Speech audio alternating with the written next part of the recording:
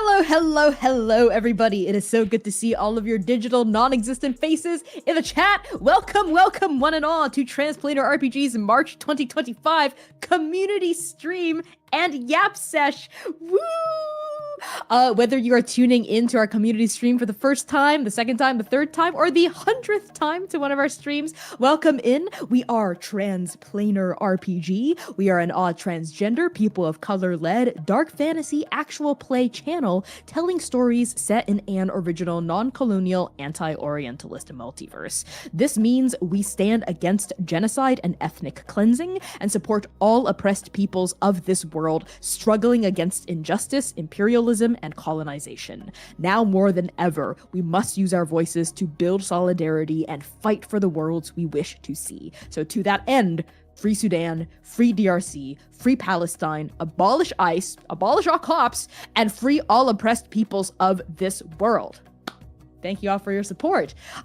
This is not one of our usual actual play / storytelling creative streams. This is a laid back, we'll see how far that goes, a laid back community stream where us, the cast of Transplanar, in this case of the Chaos Protocol, talk about whatever is on our minds. Our patrons get privileged access in terms of voting for the Yap Sesh topics. So this month we actually had a 3-way dead heat tie between 3 separate topics. One of them is about dramaturgy and safety tools, one of them is about media tropes we'd like to fist fight, and the third is Smash or Pass, Transplanar NPC edition. So as a very special treat for you all, because we all love you, we are going to be talking about all 3 topics today.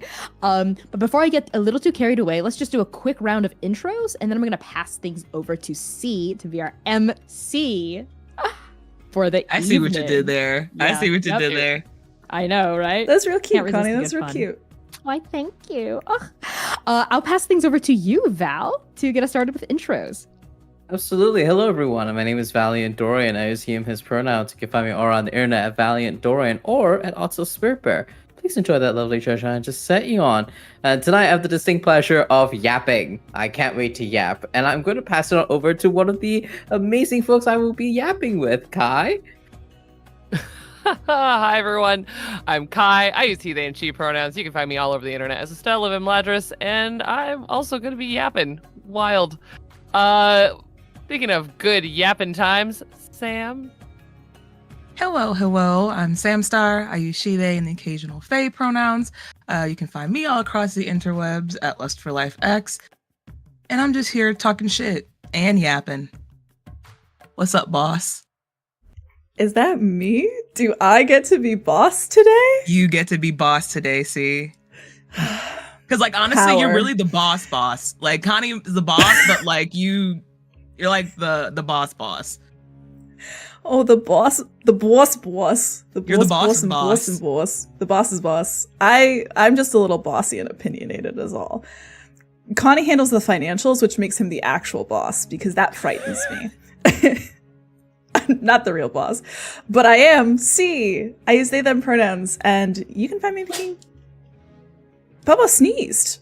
Goes in tights. Oh sir. my god, I was like, yeah, did you hear? Yeah. Yeah, we heard that.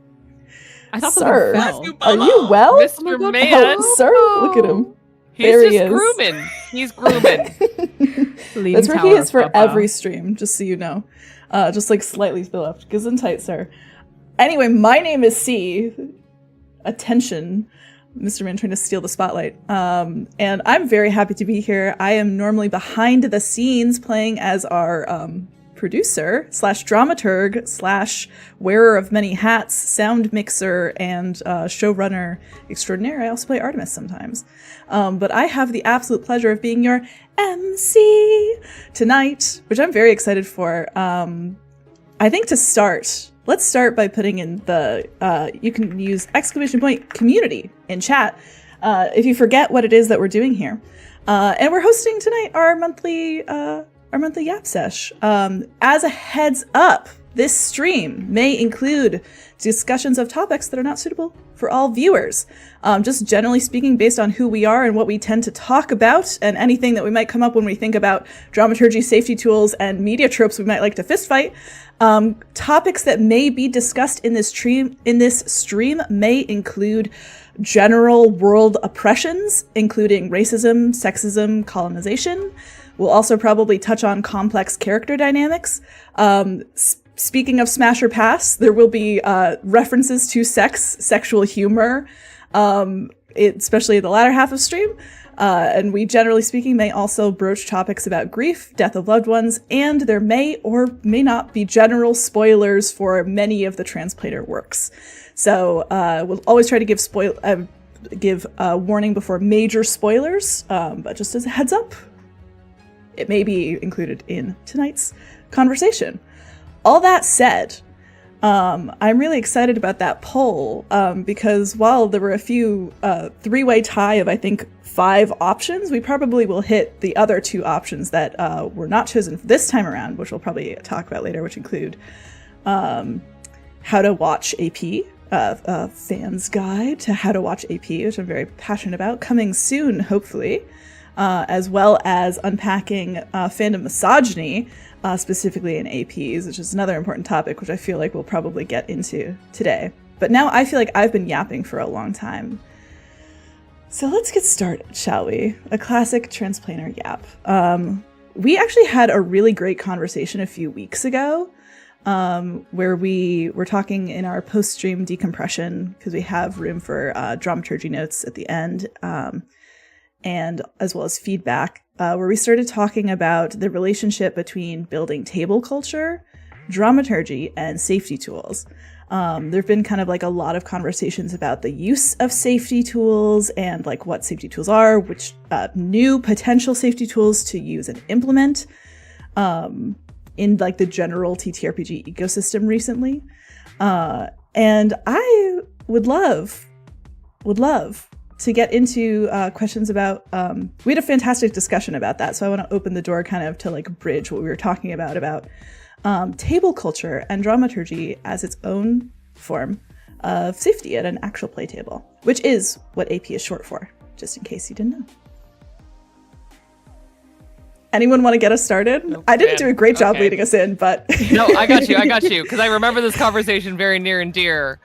And like, so something for you all to know, I think, is that like C always challenges us to use our safety tools freely, which I think any good safety tool should be encouraged to be used freely. But we've been having a rolling conversation about how to utilize our safety tools as a table in a really active way. And one of the things that we were talking about is that it's hard to show like active use of what people think of as traditional scene safety tools, X cards, above table check-ins and things like that, because also we have a lot of preemptive table safety to do with our dramaturgy and our culture at our table. And so part of the reason why you all get content warnings is because we've already discussed a lot of these content pieces and concepts before the episode is recorded live for all of you. And so like talking about having those conversations before a situation comes up where someone has a table safety concern, so that in advance we've talked about how we all feel about it individually, both for ourselves and for our characters, and sharing that as a element of kind of passive table safety that we are always rolling with, and that is through dramaturgy and our table culture, both as like a shared experience. Actually, that's making me think of something that Sam, you brought up during decomp maybe like a week or 2 ago when we were talking about safety. And this is something I share in terms of veils as well. A lot of my approach to veiled topics, which if you're unfamiliar with the term, a veil, different tables have different definitions for it. How we handle a veil is this is a topic that might be kind of uncomfortable for some of us, so proceed with caution. For example, something like fire might be a veil if someone has had a bad experience with fire in the past, but they're open to exploring fire conflagration, losing things in a fire in a story, for instance. For me, a lot of my veils are kind of like, hey, how I'd like this to be handled is if we can just talk about it in advance. Like if there's going to be fire, for instance, like what kind of fire? Do I have control over the fire? Like how big is the fire? Is it going to take stuff? Is it going to kill me or my loved ones? Like what are we talking about? Or is it just like someone striking a match to light a cigarette, right? Because I have different, it's like a sliding scale. It's not an on-off button. So a lot of our dramaturgical process is in the week leading up to stream, C will work with each player to kind of discuss large character beats that might arise during session, and like large plot or like scene beats, setting beats that might occur, including potential content warnings, right? So we each have like various types of veils shared amongst our table that we would actually be cool with playing through because we get time to talk about how this might arise. And I know, okay, so these are the exact hard boundaries around this veil. And the player feels confident knowing that I know this, and that even though this topic, for instance, fire might come up, it's not going to be like this big, unexpected, uncontrollable thing where they have no agency over how it happens or like no heads up about it happening in the first place. So I feel like as a table, we haven't historically on the Chaos Protocol used a lot of safety tools like on stream frequently because so much of that safety process happens behind the scenes. But I also recognize that it can be really helpful for an audience or other practitioners of AP to see us use safety tools on screen as kind of like a way of normalizing it, and demystifying it, and maybe popularizing its use even more. So actually an opportunity that C has issued all of us, myself included, is for us to use safety tools more often on screen, even if we're not like fully triggered or like deeply, deeply uncomfortable, right? Just as a way to normalize it, which I think is great. But I feel like I saw a lot of people's eyes light up and, Val, maybe you want to say something? I was just gonna say that, like, reiterating all of that, what a unique problem to have where we are so deeply...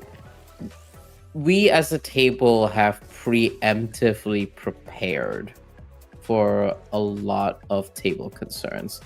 I mean, if I may, like, even at the very genesis of the Chaos Protocol, like, we just had several, like, meetings, not even like sessions, just meetings with one another, like getting a feel for each other, like talking about safety, talking about like larger themes that are happening and any sort of like potential like content like fields that might begin to like emerge as we explore those themes.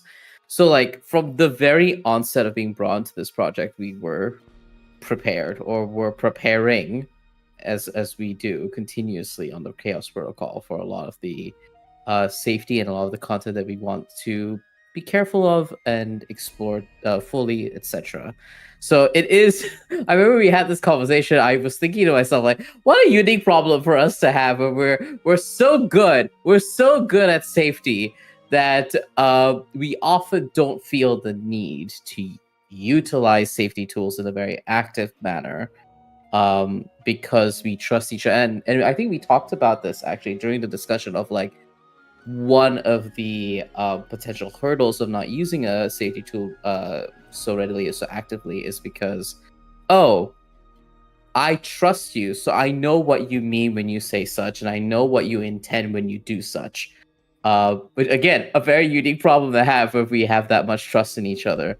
But I found that discussion very, very fruitful because it was a fun, like, beautiful acknowledgement of like how much we love and trust each other, and also very, very fruitful in the sense of, but we can still use these tools and we can use them actively, and that will only strengthen our trust and strengthen our performances from there. So I just think it's cute of us for that. 100%. It's like such a from like a showrunner / producer / dramaturg perspective, it's such an interesting problem to have, to be like, because this unit of 5 ostensibly, and plus Hamna as our guest would be like, I know what you're talking about, so I didn't flag that in the moment because I knew that you just phrased that in a weird way, right? Which is so interesting when we bring in, of course, an audience, right? And like what it means to build trust at a table, and then what it means to build trust with an audience who ostensibly does not know you, and it's not necessarily always possible to build trust with an audience, generally speaking. I think like there's an interesting like relationship that forms if you're familiar with someone's content and you know like what our values are, but also like what may or may not get brought up into sessions and so on, and like what topics are handled through metaphor and which are handled more literally. So there's this like really interesting place to sit, because everyone, like as everyone has been talking about, of whenever we know like that there's even a potentially triggering topic that's going to come up, right? Especially since we do broach like darker topics like death of loved ones. Grief is the core tenet and theme of the entire show, is like it takes a lot of conversations. And while like these tools are very helpful, I find that like tables that only utilize safety tools in terms of like, oh, the X card or lines and veils, and don't open up a greater discussion about what those lines mean for you, how they might be implemented, how they might not be implemented, what those specific boundaries are, is really, it's a very like finicky gray space for me, because I feel like it actually for me is always more meaningful when I talk more about my lines, veils, and safety tools than when I just put them down in an anonymous form. That seems to be kind of like the norm for a lot of AP space, but I find that it's actually deeply unhelpful if I want to broach more serious topics. This is like not really a problem for one-shots that are like for charity and are fun and lighthearted, and I'm not going to get into it. But if you're like coming in, you want to be like, hey, this is a game where you get to explore your monstrosity. I'm like, okay, we need to have like a 3-hour long like a full conversation about what this means, when things are going to come up. And I think the like structure of our weekly dramaturgy really helps, especially in long-term play, that we are continuously checking in about these things, these heavier topics, these like long broaching topics, these like very specific topics, to be like, here is how this moment of jealousy might play that makes sure that nobody at the table feels attacked, right? Because so much of like that safety tools are also about like bleed, right? And making sure that like players aren't experiencing heavy amounts of bleed, less so necessarily than being like fully like doing an X card of just feeling like, oh, I don't like how that felt to play, right? So there's like this negotiation, I think. And I wish that more tables talked more openly. Sorry, go ahead, Connie. Yeah. I mean, I was gonna just like +1 everything you were saying, and I'm curious to hear from all of you if there are any particular like approaches to safety that you have witnessed or have participated in that you didn't like. And in addition to that, a thought I have is about the relationship between safety tools and table culture. I'll answer my own question and offer what I mean by this is I actually really don't like it when people treat lines and veils as this like really taboo thing where it has to be anonymous and it's like really intense and really high stakes. And I get it. Like people are going to be putting really intense things on lines, you know, for example, like sexual assault, like racism, slurs, police violence, stuff like that, right? But especially when it comes to veils, I think it's really important to know who put down what, especially if it's something like that you might want to explore as your character, or if you feel like it's something that might come up given the themes of the game you're playing in. For example, if you're playing in a horror campaign and someone puts blood and gore on the veils, you're gonna like, it's like, okay, who put this down and what does that mean to you? Because we're gonna have different definitions of what amount, type, execution of blood and gore is okay and is not okay, right? So I think also like claiming whose lines are what and whose veils are what also helps destigmatize the fact that it's okay to have lines and veils. It's okay to have specific things that you just don't want to touch or that you'd like to explore with caution. And that as long as the table that you're openly owning those lines and veils around doesn't demand you to like justify why those lines and veils are there, first of all. 2, obviously wouldn't use those on purpose to trigger you or make you have a bad time. Like that's just a sign. That's not necessarily a failure of the tool. I would say it's a failure of the table that you are at. Because dicks are going to be dicks no matter what tools they use, right? Safety tools are only as useful and helpful as the people who wield them and how they are implemented. So you can have all the safety tools in the world, and if you don't use them, I mean, that's not the tool's fault at that point, right? People who don't use them chose not to use them, right? And, you know, that is further complicated if there's a table culture where no one really uses safety tools, even though they're there, and it's kind of uncomfortable. And maybe there's only one person really using it, so it really helps everyone if everyone is more open about using them and implementing them, and just, I think, leading with trust until that trust has a reason to be shaken, or if there's something like in your gut telling you about this table that doesn't feel right. That's genuinely how I feel about it. To kind of tap into something you were saying, one of my favorite versions of a lines and veil sheet specifically includes, for me, like literally saying like, this is a veil just for my character, and you put your name there. Because then it allows for that space of exploration while clarifying like, this can happen just to other people. That's fine. And like to that end, though, kind of talking about the worst safety tools and the worst usage of them. One of the things that always kind of it goes back to kind of zero session and tone setting is like talking about the horror thing. Like maybe someone who doesn't like blood and gore, maybe a horror game isn't a good fit for them. And that's a conversation to have about like, just setting expectations at the table, which is another safety tool that I think gets missed a lot. And to that end, also then setting expectations through the lines and veils. And like, as the GM, I tend to try and enter, especially like lighthearted one-shots and things like that, saying like, these are all the things that are just on the no list. I don't care if anyone at this table, thinks that there's something okay to explore in other games. We're doing PG here. This is, all of these things are just off the table, and leading by example from the GM and setting the tone, not only through what the story is going to be and saying like, yeah, there's going to be blood. This is a horror game, or, whatever. And then saying within the lines and veils sheet, like, these are just flatly the things that are either not available, or spelling out specifically like, these are the things we're exploring, and like having some other like broader terms and things like that. But like, when I think about the safety sheet that I would write, if I were going to write a game based around like, I don't know, Zynon's story, the things that would be on there, I would have to be very upfront saying like, this is a story that includes child death. And that's just the story that it is. So I'm going to be upfront in a zero session saying this is part of this story, and setting the expectation and then spelling it out in the lines and veils. And when shows either have really extensive lines and veil sheets for something that's essentially a romp, I'm like, why are we doing this? You don't need to know if I, against like pandemics. We're not going to have pandemics in this story, because the GM has already set that expectation. So why are we going through all of these things versus an inexhaustive list for a very complex and dire story should always be there, and the GM should be putting in individual things that they know are going to show up in the story. Like I ran a one shot a year ago that had an earthquake in it, and I know a lot of people just cannot think about earthquakes, and I was like, to be upfront, when you are casting the show, there will be earthquakes. That is part of the expectation setting. Yeah, it's huge expectation setting, I think, too, because like we did that for Chaos. We were like, hey, this is going to be a story about grief. The first thing we said is the major NPC didn't even know Sing's name yet at that point.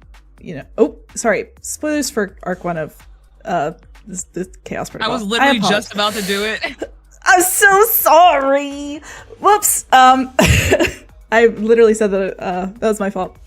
But like, before we even knew Sing's name, we like came to you three as players to be like, the main NPC that we're going to like learn about and fall in love with over the course of the first arc is going to die at the end. That's the point of the show, is the entire point of the show. If that's something that is like too big, too much for you, then then this might not be the story, but we can tell another story again sometime soon, right?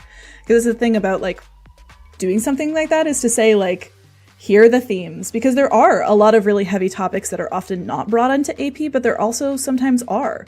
AP can be a vehicle to talk about lots of different things, like especially like with very like specific desires behind each of behind a story, right? Tackling like heavier themes like racism with an all black cast, right? Like that can sometimes be the point of the story.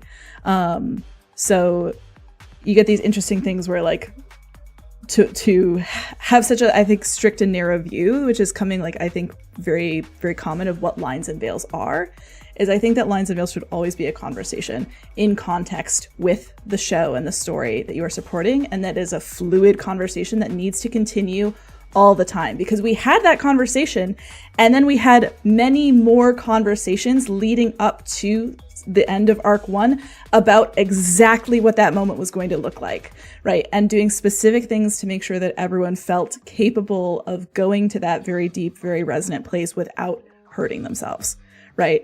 And like how we were going to perform. You can actually see in the VOD that no one, that one of our lines for that scene was that we weren't going to necessarily deeply embody a screaming, weeping grief. Our characters could experience it and describe it, but we would not perform it, right? So it's about conversation. It's about finding those specific edges and variants and then saying like, oh, well, maybe it was actually too much. Can we go back and do it again? There is no harm in ever asking to be like, hey, like, I just messed that up. Let's rewind. Let's try that again. Once more, this time with fervor. I forget what the phrase is. With feeling. Feeling. Thank you. Fervor. All to say. Sam, did you have anything to add to the conversation? Because you have such a brilliant mind. I want to hear from you. If you have anything to share. I literally don't. Like, everything was kind of hit on the head. Like, there's nothing else. Like, every single point I was gonna bring up has already been touched on and elaborated to such great detail that I'm just like, seal of approval. No notes. Well, you came up with some really, really great, when we were kind of like reframing and thinking about what live tools actually are helpful for us. We found that like, because we have these cards, right? And these are pretty commonplace for a lot of like actual play, which is like an X card is red, like slow down, stop is a yellow, like green is good, I'm good. And for us, blue is like, I want to join this scene. Can I join this scene? Even if I didn't plan on joining this scene, can I come in? But we kind of reframed the idea of like a yellow is not super helpful for us in terms of like figuring out what it is that we're trying to say to each other when we communicate through cards, color, like and color. So yellow became our like, hey, can you rephrase that? Can you just go back and do that again, but in a different way? Kind of like playing on this like trust that we have already built up together of being like, I don't think you meant it like that, but I think you said it in a way that was, that implied something that I don't think you meant to. Try again. Which I think is more approachable than necessarily like a yellow veil of like, oh, you meant to do like a kind of like blame placing in terms of the card color. So all to say that like whatever safety tools are also malleable to yourself and to your table, right? And you can take what tools exist and form them into place. There's been this like ongoing conversations about like new types of safety tools because lines and veils are this or that. And I'm like, well, it's a tool. You decide how you utilize it. So if the tool is not working for you, shift it. Shift it. Play with it. You decide how to use it. And you should be able to use it, which is what we were talking about before, is like, if you feel unsafe using safety tools, then your safety tools aren't working and there's something wrong and you need to communicate about that. Or you need to go. You need to not play if you don't feel comfortable communicating. Like, and by not play, I mean not play with this table. If you don't feel comfortable communicating, you need to either like build that trust of communicating at that table, or you need to have a conversation, like you need to not play with that table if you don't feel comfortable communicating. Because why would you play a tabletop game with people that you can't talk to about your feelings as a person? Also, is my question, advocacy for the GM to specifically step in, because I've actually had to do this before and say like, this table culture is not working, how do we fix it? And revisiting the conversation regularly. And if someone is not communicating in a way that is clear and equitable to everyone at the table, having that conversation with them, being open. Adult conversations are a part of table safety. Yep. Mm-hmm.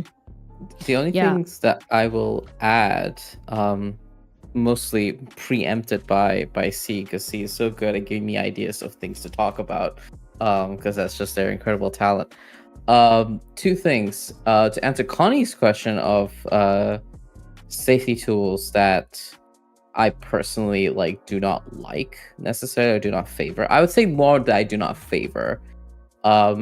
for me, it is the X and an O, the ones specifically within chat. And the reason why I do not typically favor it is because of exactly what C just mentioned earlier, of like our discussion around the yellow card, right? And recontextualizing it for use at our table. What I struggle with X and an O generally is that generally when we see it as a tool at tables, whether it's for a one shot, for actual play, like longer campaigns, it requires you to have a chat open that you are constantly seeing. And sometimes, if you are just in the scene, if you are present, like Sometimes I you try miss to it. do, Mhm. you miss it. Mhm. Sometimes You you do. miss it, and Consistently. also it's devoid of context. Yeah, right? especially if you've been going for a yeah. little while and it's like, oh, Yeah. oh, to what? Yeah. Oh, question mark to what? I'm okay And now. to what? Yeah, and to what? Like I'm uncertain when this happens, especially when I get like hyper focused into a scene, or I'm watching my friends perform a beautiful scene in front of me. I am not looking at our Discord chat. I'm sorry. I'm like here in our Discord call, or I'm here in our video ninja and not looking at the chat. Which is one of the things that I think in general, regardless of X and O, understanding the context in which you're applying the scene and knowing whether that context is conducive to you. If you know yourself to be someone like me that doesn't typically look at chat because you know you'll get distracted by it, or if you know that let's say you do not have access to the colored cards, then we have to find a context applicable tool for you that's actually conducive for you and your table.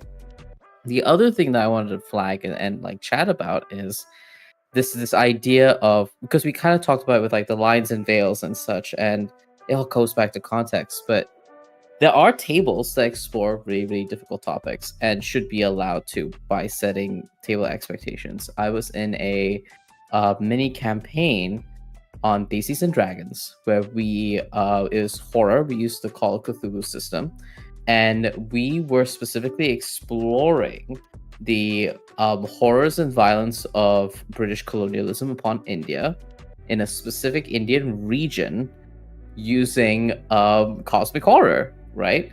And we could do that, but even though we were all Indians at the table, we have a different relationship to the violence of colonialism and also about the specific history that we were exploring. So one of the key points of the history that we were exploring was what colonial violence looked like in the Assam region in India, which is different to other regions in India, different to other countries even in British colonialism. And we had to have these discussions of like, what are our tethers to colonialism? What are our experiences? What are tropes we don't like about it? What are like the lines and the veils? And actually like really talking about it, really talking about what the lines and the veils are within the context that we were playing in, not only to set table expectations, but also to find the fences of where everyone was comfortable with. Because one of the things that emerged was that we had two players at the table who were of Assam descent, right? Specifically. And we were like, okay, the three of us are not. So it is not, and we are not comfortable and we are not equipped to speak on specific experiences that might emerge in this storyline, because it is not our experience. It's not what we have experienced or have any proper knowledge of, I should say. And we had to be like completely honest and completely clear from each other from the get-go, especially about language and the way that what language are we using, because we wanted to include some level of like Hindi, Assamese, whatever it was. We wanted to include it, and it required those conversations. And these topics are not taboo, but you have to do the work to cultivate that trust. And it doesn't end at session 0. I hate to say this to the folks that look at this huge procedural thing that's sitting in front of you that's big and scary. It doesn't stop at session 0. It continues. If you're the GM, prepare to be often the one preempting a lot of these conversations in order to help others feel comfortable preempting those conversations. You have to advocate for not only yourself, but another thing I love about transplanar safety tools that we haven't talked about is advocating for each other. That's one of our safety tools, is advocating for one another's lines and veils. And it is undoubtedly one of my favorite safety tools, because I know, especially with the trust that we've cultivated, that if I don't got me, and that's either because I very chill and completely forgot that a veil or a line just was crossed, I know everyone else will. We've had, especially I think in Second Stranger, we had a couple of times where we were creeping really close to a line, and we had players at the table. We had like Connie, we had C, like advocating for each other, being like, "Oh, wait, hang on, I remember this being a line. Like, check in." Right, and that is super cool and important. So the work doesn't end at session 0. You have to put in the work every single time you play. Yeah. Go on, Kai. I have another ad that I saw someone talking about this a little bit in chat too, and Val kind of touched on this, and it's something that is very important to me in particular, which is making sure your safety tools are accessible, not only like broadly. Like, I've played with someone who is colorblind, and so the stoplight system just doesn't work. And so finding alternatives that do work, and also someone was asking about if safety words are good, and my caution on any kind of singular form of conversation is, especially with trauma and people who are experiencing any kind of triggering event, also like nonverbalness is a really common thing. And so finding ways for, like, I've played with people who know enough ASL that like we can also communicate through ASL in that way, and having ways to this is about knowing your table and having a conversation at your table ongoing of how do we communicate, whether that is in the shape of cards or words or whatever, back of house channel, or at your home game. Like, I saw someone talking about plushies and things like that. Like, all of those tools are like understanding who you're playing with and working to that end. That's all. Yeah, you put in a really good point, which I think brings up a lot of... I'm using a lot of extra filler words today, just because I'm thinking with my little brain in my mind, which is, I think that, like, I see these constant conversations about what's the right way to do safety tools, what's the best tool, what's the one that makes you safe, what's the one that makes you safe. Safety tools are not a promise of safety. They are tools to be utilized by the community at your specific table. There should be many of them. None of them are perfect. None of them will solve every single problem that arises, but they will make the problems hopefully easier to solve. That's like something we actually say before we bring anyone onto the show, is that like the use of safety tools does not necessarily imply a safe or a good experience. It's also about like navigating that like conflict is a real thing and conflict is part of your community. I think this comes up like with a question that was asked kind of about GM burnout and having to be the one to kind of be responsible for those conversations, is that like conflict is, nobody wants to be in conflict, but conflict is actually a very normal part of being in community, and you have to grow your conflict negotiation and conflict resolution skills in order to grow trust. You must be in conflict with someone. Actually being in conflict with someone, telling them something that might be hard to say, right, is what am I saying? I'm tired. It's been a long week. Being in conflict with someone is an act of trust. To say, I trust you enough to bring up the fact that it is a golden opportunity, right, to your community to be able to negotiate something with you, right? So to accept that like there will be conflict, no matter how many safety tools you have, that's okay. It's a normal part of being in community, and hopefully these tools will make it easier to work through and navigate through, right? To mitigate any like harm, bad feelings, or tension that may and will arise, right? Yeah. So, yeah, I want to touch on that a little bit more, because it's in the name, y'all. Safety tools, they're a tool.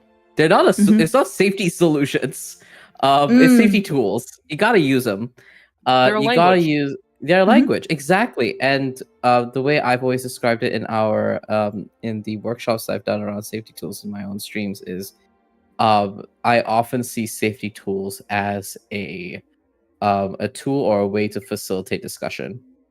They're meant to ease the manner in which you're trying to communicate something, right? Whether it is a discomfort, whether it's affirmation. Like, we're not just talking about discomfort here, folks. We're also talking about like affirmative stuff. We're talking about like holding up a green card when the scene is happening. How fun, how affirming to have someone deeply enjoy your scene, right? Or having someone pull up a blue card of like, oh, Sam's pulled up a blue card. Yes, come in here, join me in this little like scene that I'm building here, right?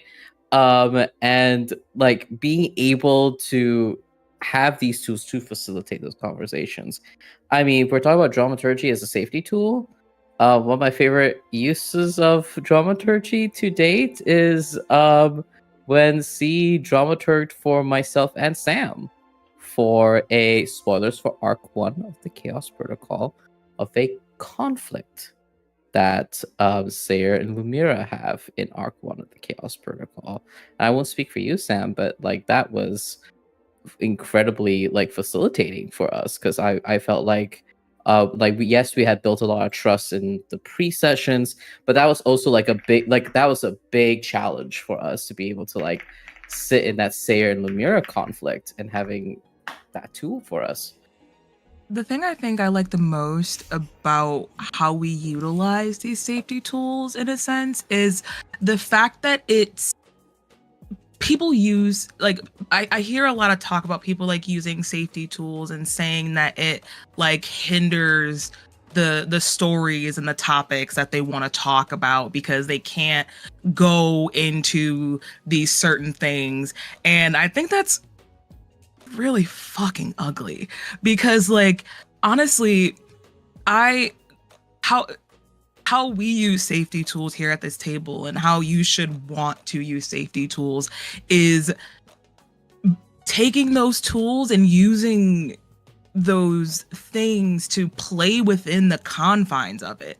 So like in reference to what Val was talking about during that Arc 1 fight with Sayer and Lumira, we had a very detailed and like distinct conversation about what we wanted both of our characters' points to come across as, how we wanted to go about it, what we were okay with each other doing, and what we weren't okay with each other doing. And with those parameters, those guidelines set in stone, we were able to play within that negative space as much as we wanted to. Yeah. You're prescribing to me the specific knives that I could use against you and you me. Oh, what a joy. What a gift. We just stab each other back and forth and still hug each other at the end and kiss each other on the forehead, and it's fine. Perfect. Yeah. Perfect. No, and we had this conversation with Kai as well. Like, I'm like, hi, this is Zayden and Sayer having another distinct conversation about nothing, but here are a few knives I prepared for you. Is this fun? All of our dramaturgy is just giving each other knives. It truly is. Every bit. I want to read this comment from the chat from Lamia, aka Cassie, who just hit it right on the head. And I quote, "Conflict avoidance is a form of commonplace cruelty and an embodiment of white supremacy culture. Generative conflict means you have the care and trust to work with people and believe they can respond." I could not agree with anything more. God, I love this song. I could not agree with anything more. You cooked. Yep. You fucking cooked. Brilliant. Nail on the head.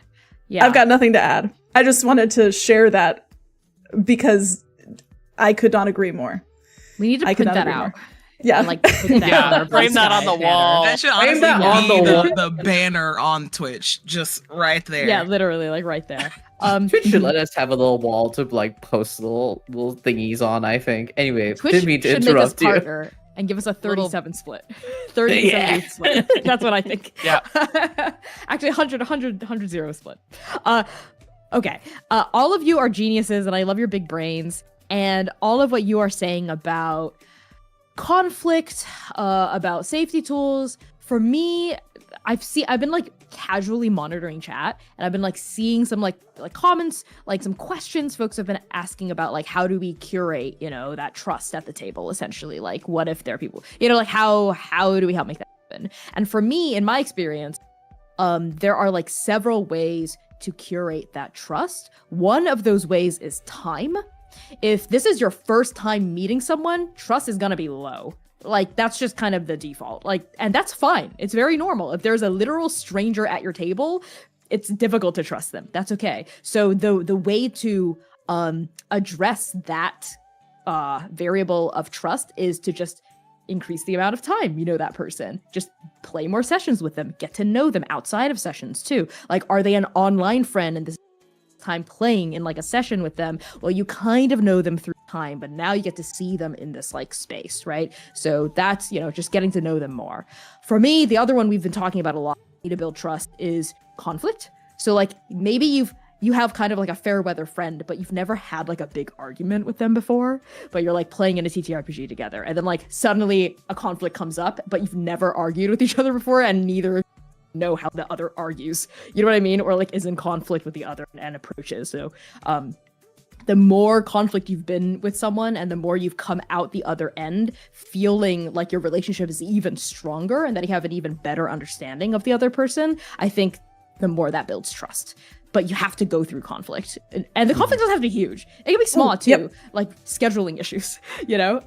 Go ahead, see if you want to chime in. I had more variables, but go ahead. I think I'm right there with you. Is that not every conflict needs to be a giant thing?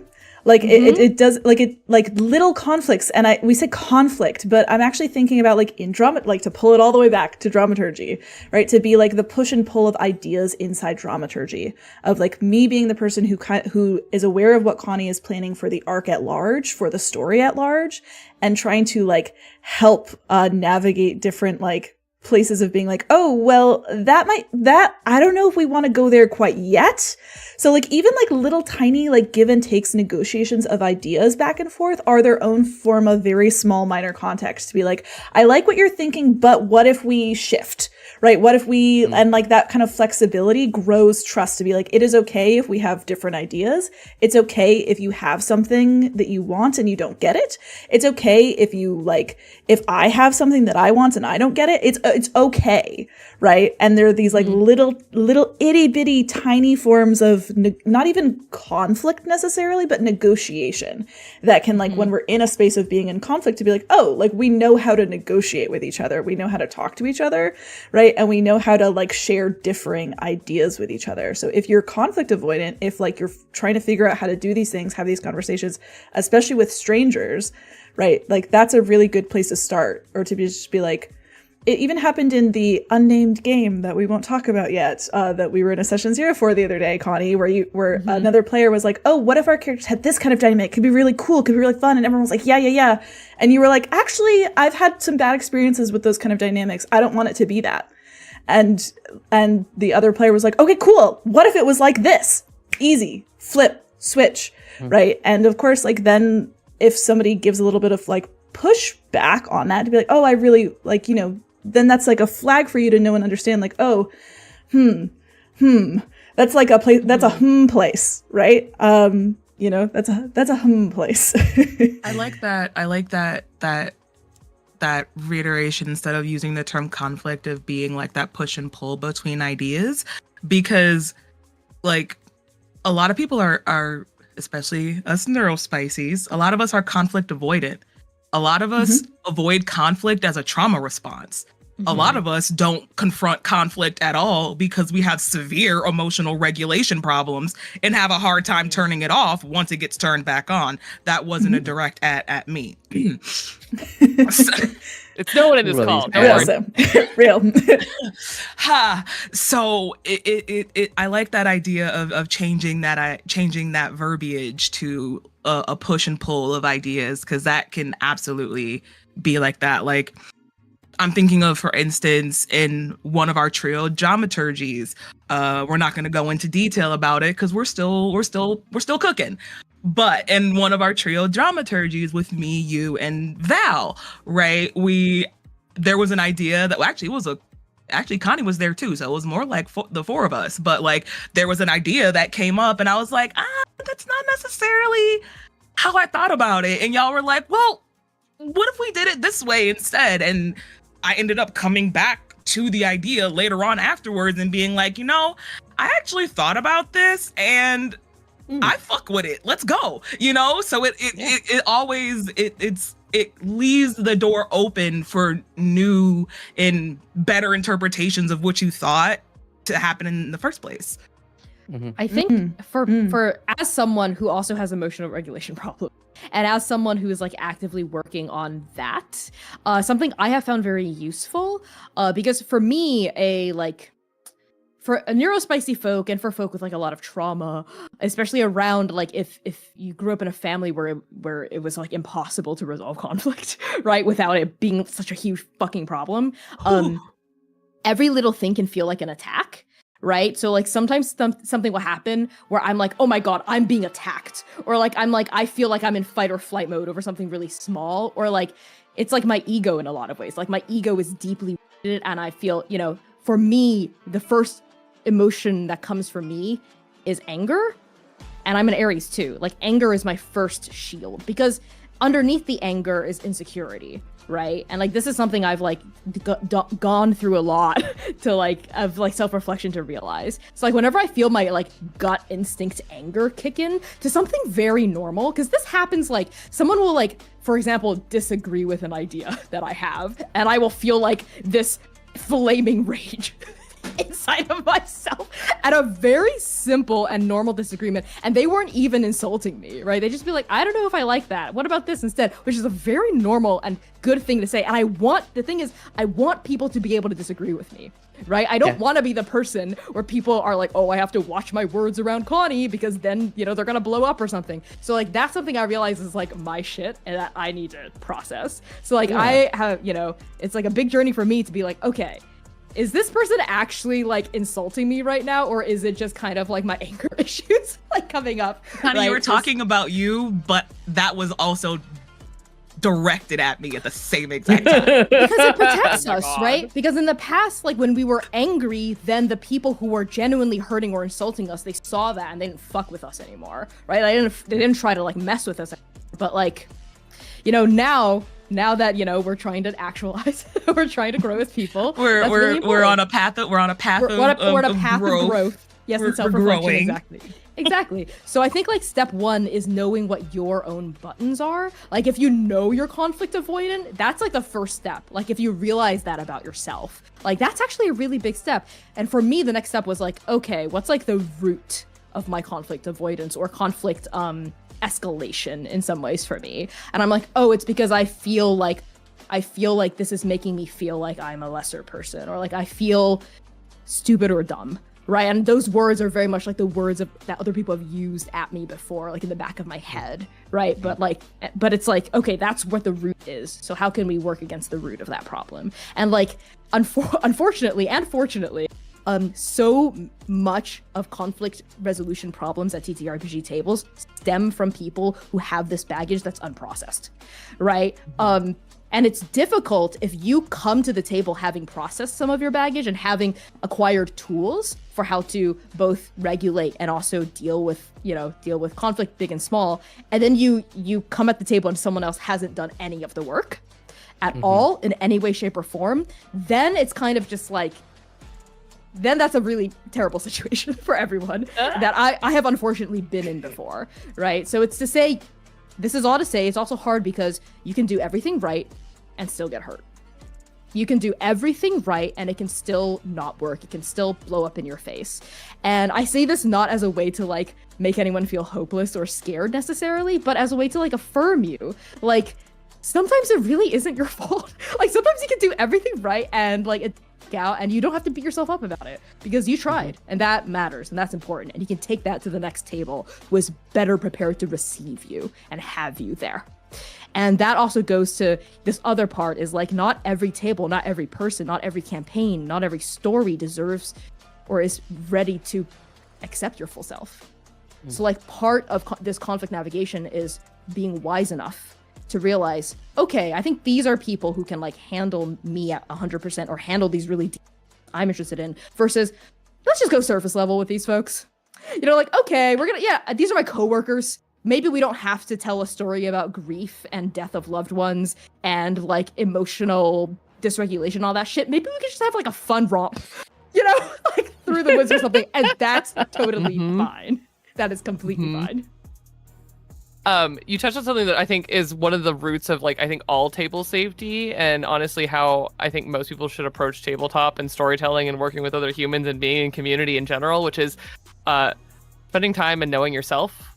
Oh, fuck yes.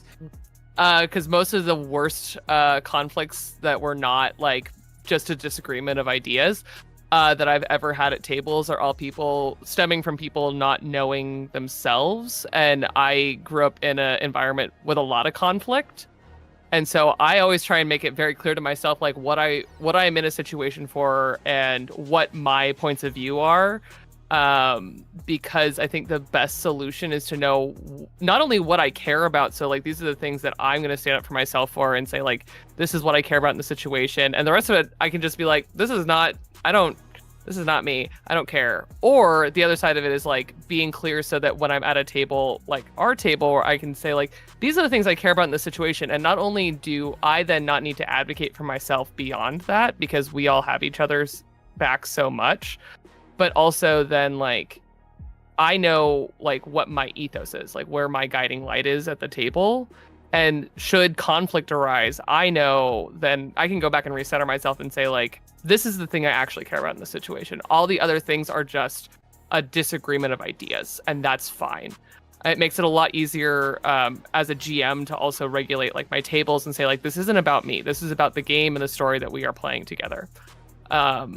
Because the like decentering, you should always be in the practice of decentering yourself in general, but specifically like decentering my emotional dysregulation or my need in a particular situation makes it so much easier to then have these conversations about more intense topics or being clear about what your lines and veils are. Like I've discovered lines and veils while at this table that were very like plain. I'll just tell her it's not a big deal for me for people to know, but I hate the idea of exoticism. It really makes me like angry.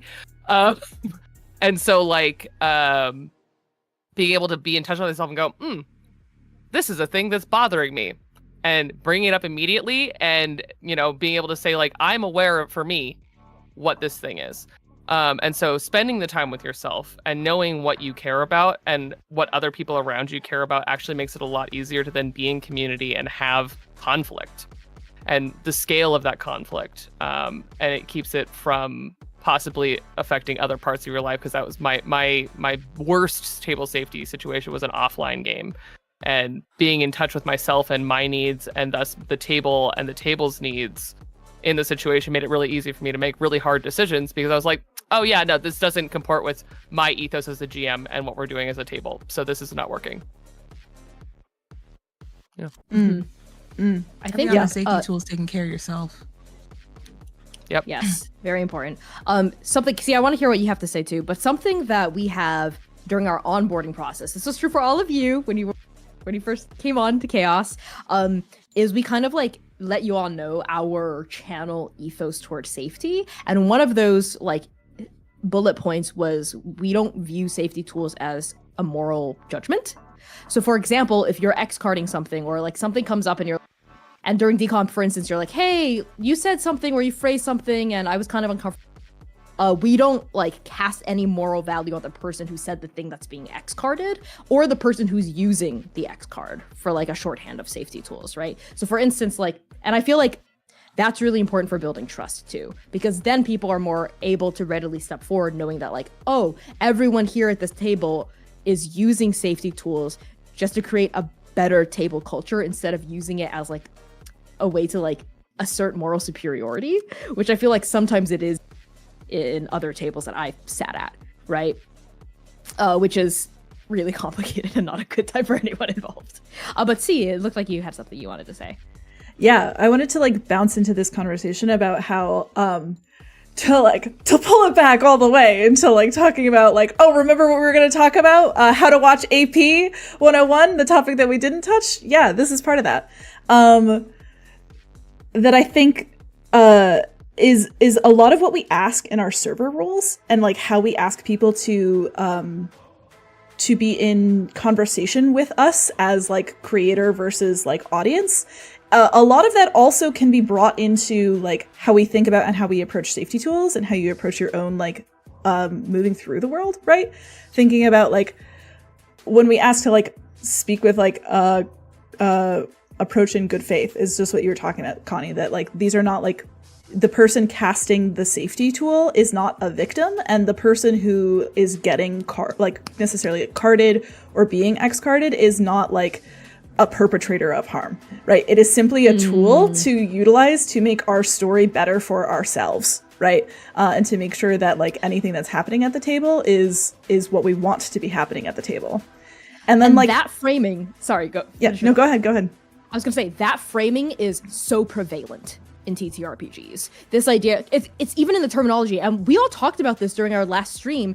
This idea that you're being carded, that carries a negative connotation. There's a sports connotation. Like on the field, if you're carded, you did something wrong. That's a and bad thing. and you are penalized. You're literally penalized. Fine. And that carries over. In the terminology, like the red card, you're being carded, like on soccer, like get off the field. Like hockey, get into the penalty box. So I think that helps stigmatize. Like language is important. If we think about safety tools as like cards or like buttons we press when we feel uncomfortable to make the uncomfortable thing stop, like that can be helpful, right? But like for us, that's why we had a conversation kind of like a few weeks ago being like maybe we could like not see it so much as like being carded, more so as like just like we're speaking up about something, right? And it's not like I'm like the victim and I'm like I cast you are perpetrator spell upon you, right? Which often is how it feels. And I think that is often why people hesitate to use safety tools. Makes it easier to use safety tools when you destigmatize, because I have seen so many tables where people were like, oh, I didn't card something that I wanted to card because I didn't want to ruin anyone's fun. Mm-hmm. And I'm like, number one, conversation there. Number two, why do we think of carding as something that's going to ruin the fun? This should be a tool that you use to increase the fun for the entire table, right? That's the purpose of such a tool, right?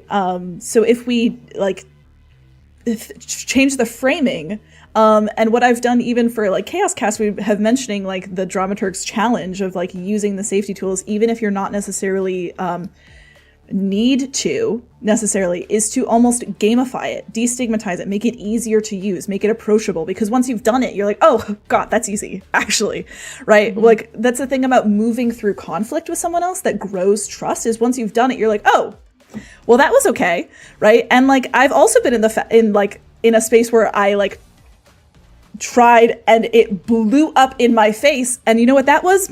A sign for me to hit the bricks, baby. If shit sucks, hit the bricks. Get out of there. Go.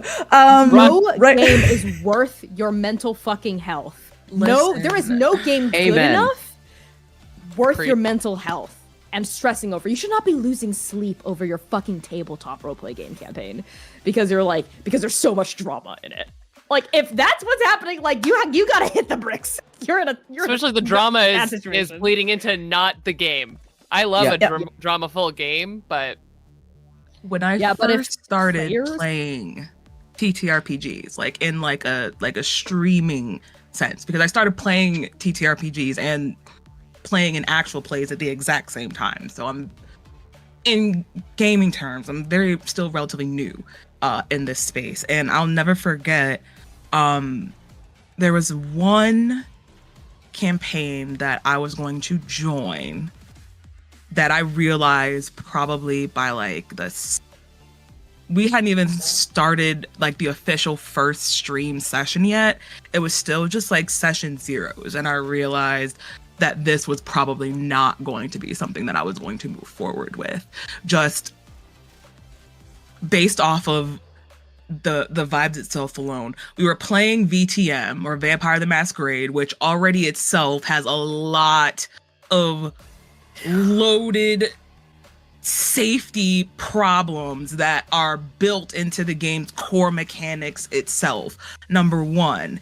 And so I was like, this game's already like, it's already like a little spicy. How are we doing safety tool wise? And they had safety tools, the lines and veils and what have you. But I remember I specifically put I remember I specifically marked like a hard line for me. Hard no is sexual assault. Like, no, thank you. I get to the next fucking session and there's a character whose creation is related to that. And I was like, I literally just said this was a line for me. Like, not like oh, we can work around it. This was a hard no. The response was, oh, well, it's only just gonna be like not even really like described. It's just gonna be, I was like, I'm actually gonna dip. Like, this is gonna be like, this is not what I want to do. Yeah. This is not what I want to do. And I was just starting in the space, and I knew I was familiar with Transplanter and like working with people that were in like the Transplanter space at that point in time. So I knew the type of community that I wanted to work in, and this looming over me was not gonna help. Like, it was gonna make it very difficult for me to be able to sit at a table with other people that I trust, and also sit at this table with a bunch of strangers that I do not know, playing this already problematic for what it is game. And then you're not even taking the safety rules that you're saying you're implementing into it. And then you say you want to actually put this for public consumption. So you want other people to... This is not how you do it, bro. Boo. This is not how you do it. Boo. I'm so Tomato, sorry. tomato. Like, I think you're trying a bit too hard to be edgelords. Sorry. Playing VTM never happened. That's specifically such a problem in the VTM space, is people are trying to like out-edge each other. Wait, hold on. Let me. Hold on. Where's the card? Can we? Yep. There it is. There it is. People are always trying to outdo each other with like dark fantasy, but I'm like, why is your idea of dark fantasy always like getting to hurt other people and make them feel uncomfortable? Because that's not my idea of dark fantasy. Skill diff. I don't know. Yeah. I don't know. Imagination diff. This also goes to it's almost like you're unable to tell a story. You can't find any other. Find any other. Hey Sam. Ways around say it? that louder. Huh? It seems like that's a failure in your ability to be able to tell a story or even master or even be a GM in the first place. If all you can think of is harm, and there's so many other ways to go across telling these stories. But like assault, slavery, like that stuff, that's always your go-tos, because that's what the only type of world conflict. Not famine, not drought, not any ecological problem, nothing along the lines of that. Just every time. Isn't it so fascinating? Very loser, bro. Very loser. Huge loser behavior. This goes into something also that like is also like a general safety, but is also part of table safety, at least in the actual play space and in like tight TTRPG communities, is like talking to each other and like actually being in community with your community. I know this is like a wild idea, such a revelation, but like especially in the AP space, like Sam talking about knowing the transplanter people and how safety, even back when Faye was just starting, like that safety looks different. So being in communication with your community and saying like it can be different. And then in certain settings of like being able to talk to each other, and like if I get cast in a show with people I don't know, I'm always in a call with these people being like, hey, so this show or these people, what? Tell me. Because like it's gossip has been villainized, but in minority spaces, it is literally a safety and community tool. It's life-saving. Life-saving. It's genuinely life-saving. Yep. And I say this because like I had a friend who was in a very similar situation with a VTM game as you, and warned me off of a group because it was a VTM game that had a very similar experience. And I was like, oh, okay, I shan't be doing that. That experience and that kind made me of start community. vetting people before when I get approached by people. Like that's when vetting started for me. Yeah. But genuinely, just like being in community with people is safety.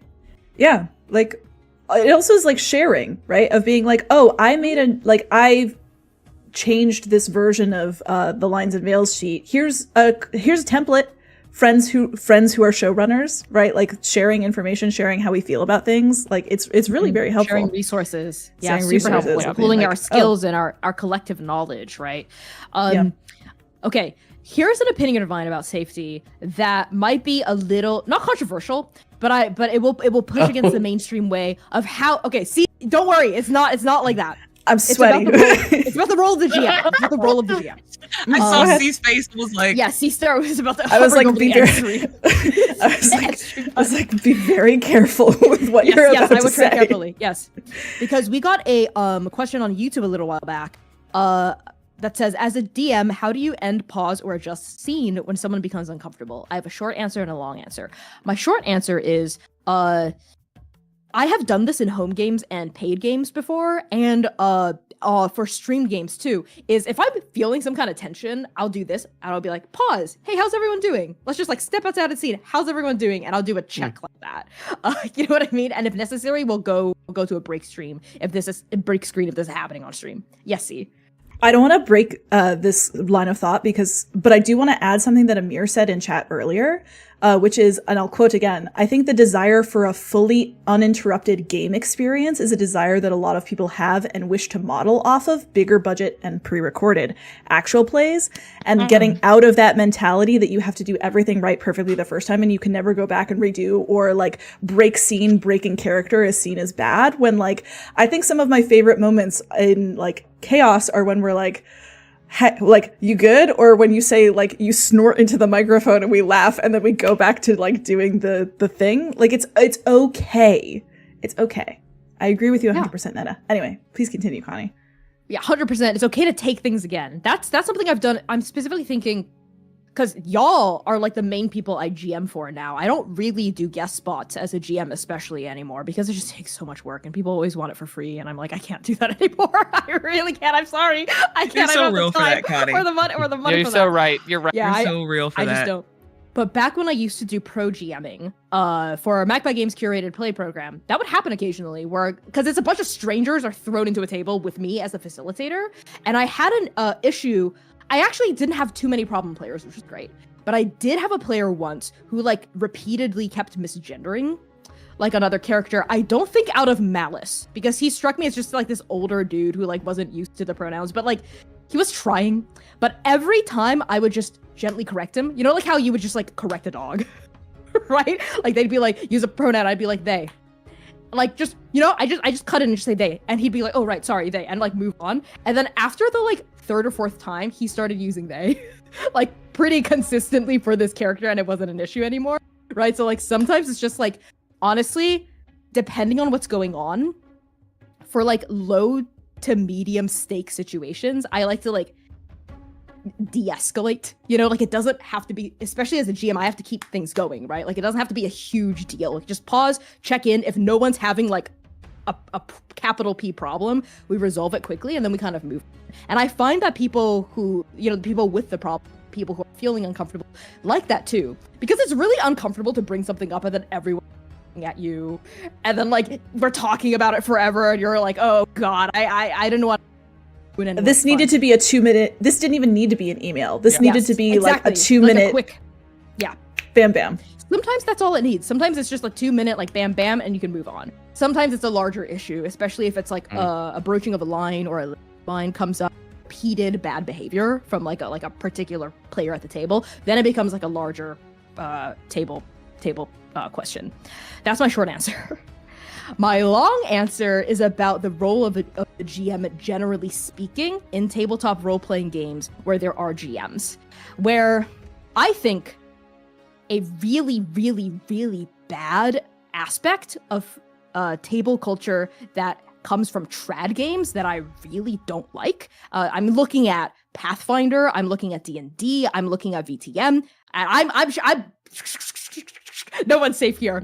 Is this idea of the DM as like the unquestioned god king of the table, right? That like this is their world, this is their story. You all are just like characters in this story, and if you like try to like veer off of like the little bubble that they're trying to sequester you in, then like you're ruining their story. And because of that, they also have a lot of power, right? They are the leader of the table culture. They decide what goes, what doesn't go. They are the person people look to enforce rules and enforce like the table culture that they've all signed up for, which to me, first of all, I think that's just kind of bad for everyone involved because the players have no fucking agency in the story, right? And second of all, that's a lot on the GM's shoulders because you're not just running a game, you also have to play mediator to everyone else's shit, including your own, right? And who's gonna mediate you when you get power hungry and if you end up mistreating your players, you know what I mean? So something I much prefer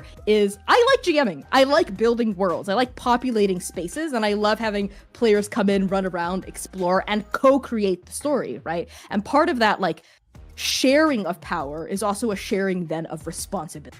Because whoever has the most power also has the most responsibility, right? You can take credit when things go right. You also have to take the blame when things go wrong. And I think it's really unfair to just pin that on one person for everyone at the table, that person included. So for me, I think reevaluating table culture and safety means reevaluating what we think of GMs, what we think of DMs. Why is it the DM's responsibility to have to enforce all this shit themselves? It's not. It shouldn't be. It should be everyone's collective responsibility as like co-creators of the story who have equal say over the narrative, right? As well as equal say over the table culture. I think how we facilitate games really affects the table culture that we play at, right? Yeah. So I don't know. That's just a thought of mine. And I've been thinking about this a lot because I've been on the final leg of writing Godkiller. Yeah, fair. One of the things that this brought to mind, and it's something that like we in the AP space, especially like here on the Chaos Protocol and Transplanar, is that we're spoiled that we do have a third party who's very often not in the scenes, who is there looking out for our table safety. And like I've done other projects where a certain immaculate, terrifying angel has been on my shoulder who is looking out for the table safety, and it makes me think of going back to like decentered systems of power and delegating to someone at the table that isn't the GM. Like I'd be curious to see what that looks like, because for me as the GM, like very often, especially in offline games, it's like this game is happening because I'm the GM, I set it up, I know all the players, and maybe they don't even all know each other. And so like that is why I am the person running safety. But in an ideal situation, like I would love a table where I could be like, and someone else is interested in being the point person, even if they're not the only voice talking about table safety, and like having a table safety manager that isn't the person running the story, because they're also thinking about 90 other things. And like, yes, decentralizing the storytelling as well is super important in general, but specifically like the table culture side is to me the reason why so many DMs and GMs burn out. It isn't anything to do with the system. It is because it's the joke, but it's not a joke about scheduling and table culture and setting expectations is the scarier thing for a GM to run a table for.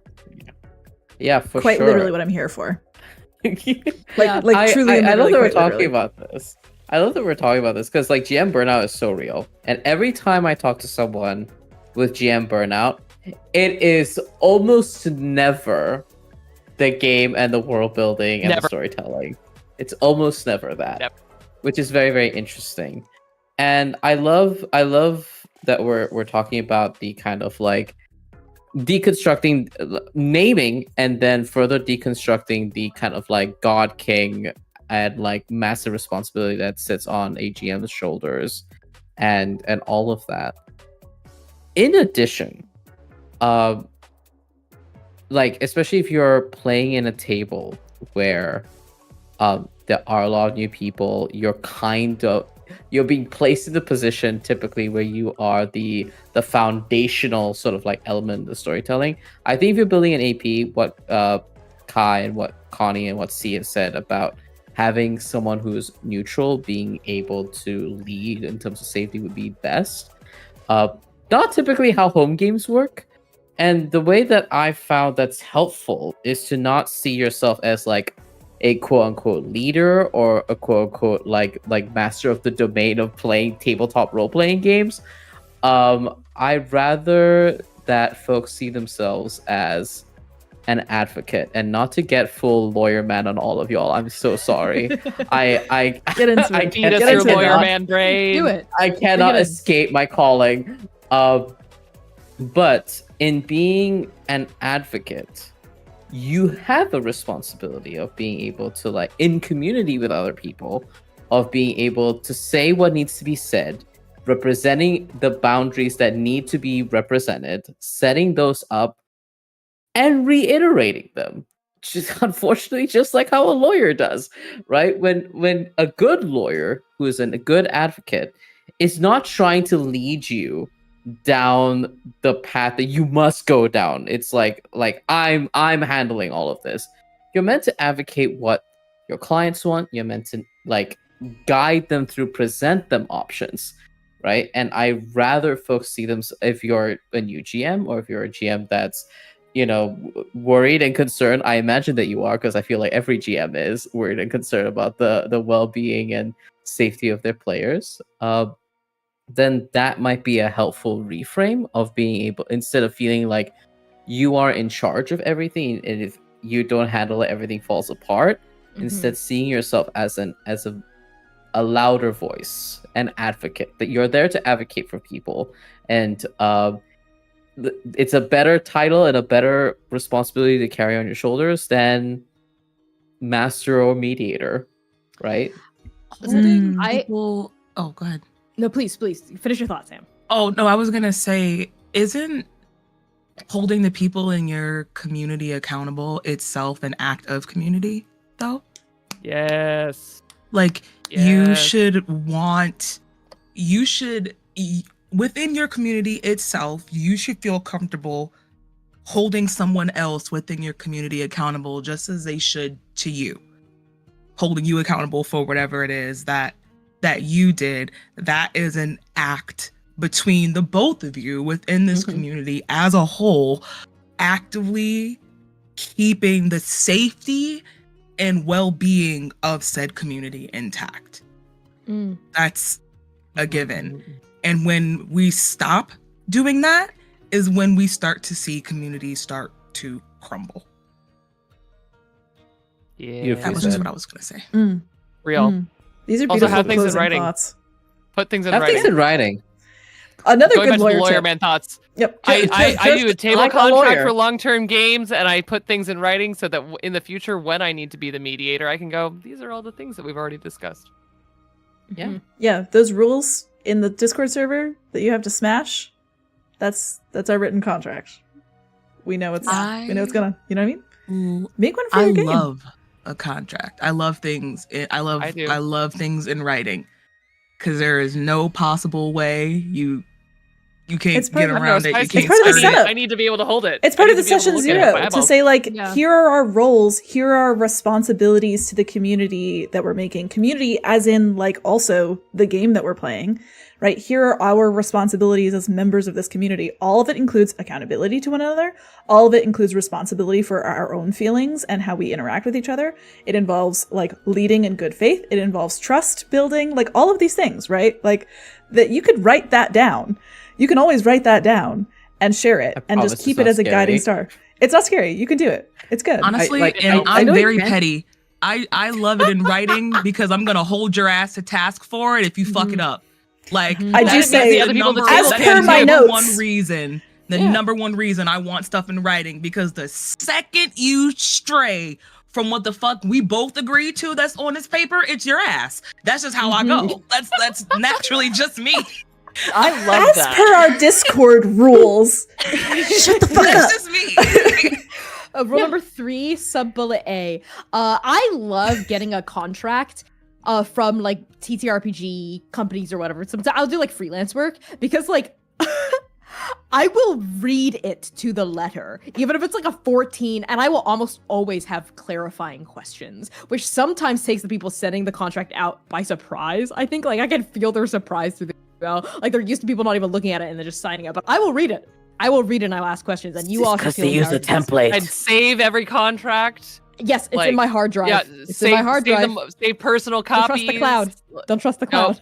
I used to work for the enigma that is film and television contracts, and let me tell you the number of contracts I wish I had in my hot little hand that now I'm a part of class action lawsuits because of. Yep. Keep everything. Hey, listen, contract law is what actively puts food on the table for my brother. That's his whole specialization is contract law, Oh, by the way. My brother IP too. Yeah. Yeah. Same Yeah, thing. and That's the, what I the reason wanted. why that is, it's not us going down the law. I cannot help it. It's in my Lawyer bones. man us. Lawyer man us. Do it. Listen, don't deny your calling, TM. Yeah. Who would do that? Who would do that? Speaking from Who would experience, deny their calling? Who would do that? just gonna say, speaking from experience, not so fun. Not so fun. Yeah. Okay. Honey, get the fuck. The reason why a lot of companies, especially freelance, like those who hire freelancers, often are surprised when you have clarifying questions, is because they often use a template. And it's meant to be this all-encompassing, very, very honestly, most of the time, very, very strict template that's not actually very conducive to their needs. And that's what always do what Connie does. Not only ask clarifying questions, ask other people's opinions, even if it's folks who are not legally trained, just to get a feel. Because even knowing does it how you seem right feel, to you? yeah, does it feel good? When you read this, are you taking it in the same way that I'm taking it? Because some folks read things more in good faith, and some are like, "Oh, this could be used against me." Good, do it, please, Yeah. and save all of your copies. I've asked you to look over some sections of contracts I've been sent, Yes. Val. Yes, absolutely. And I'm yes. more than happy to do it as That's a the only friend lawyer and a man I pal. know, so I'm gonna ask Yeah. Val. I'm here to help Yeah. you, my friends, in reading contracts. But please do it, please. I beg of you, Yeah. read your contract. All right. Okay, I'm gonna bring us all in because we can yap for hours, my friends. I'm gonna bring us into closing remarks.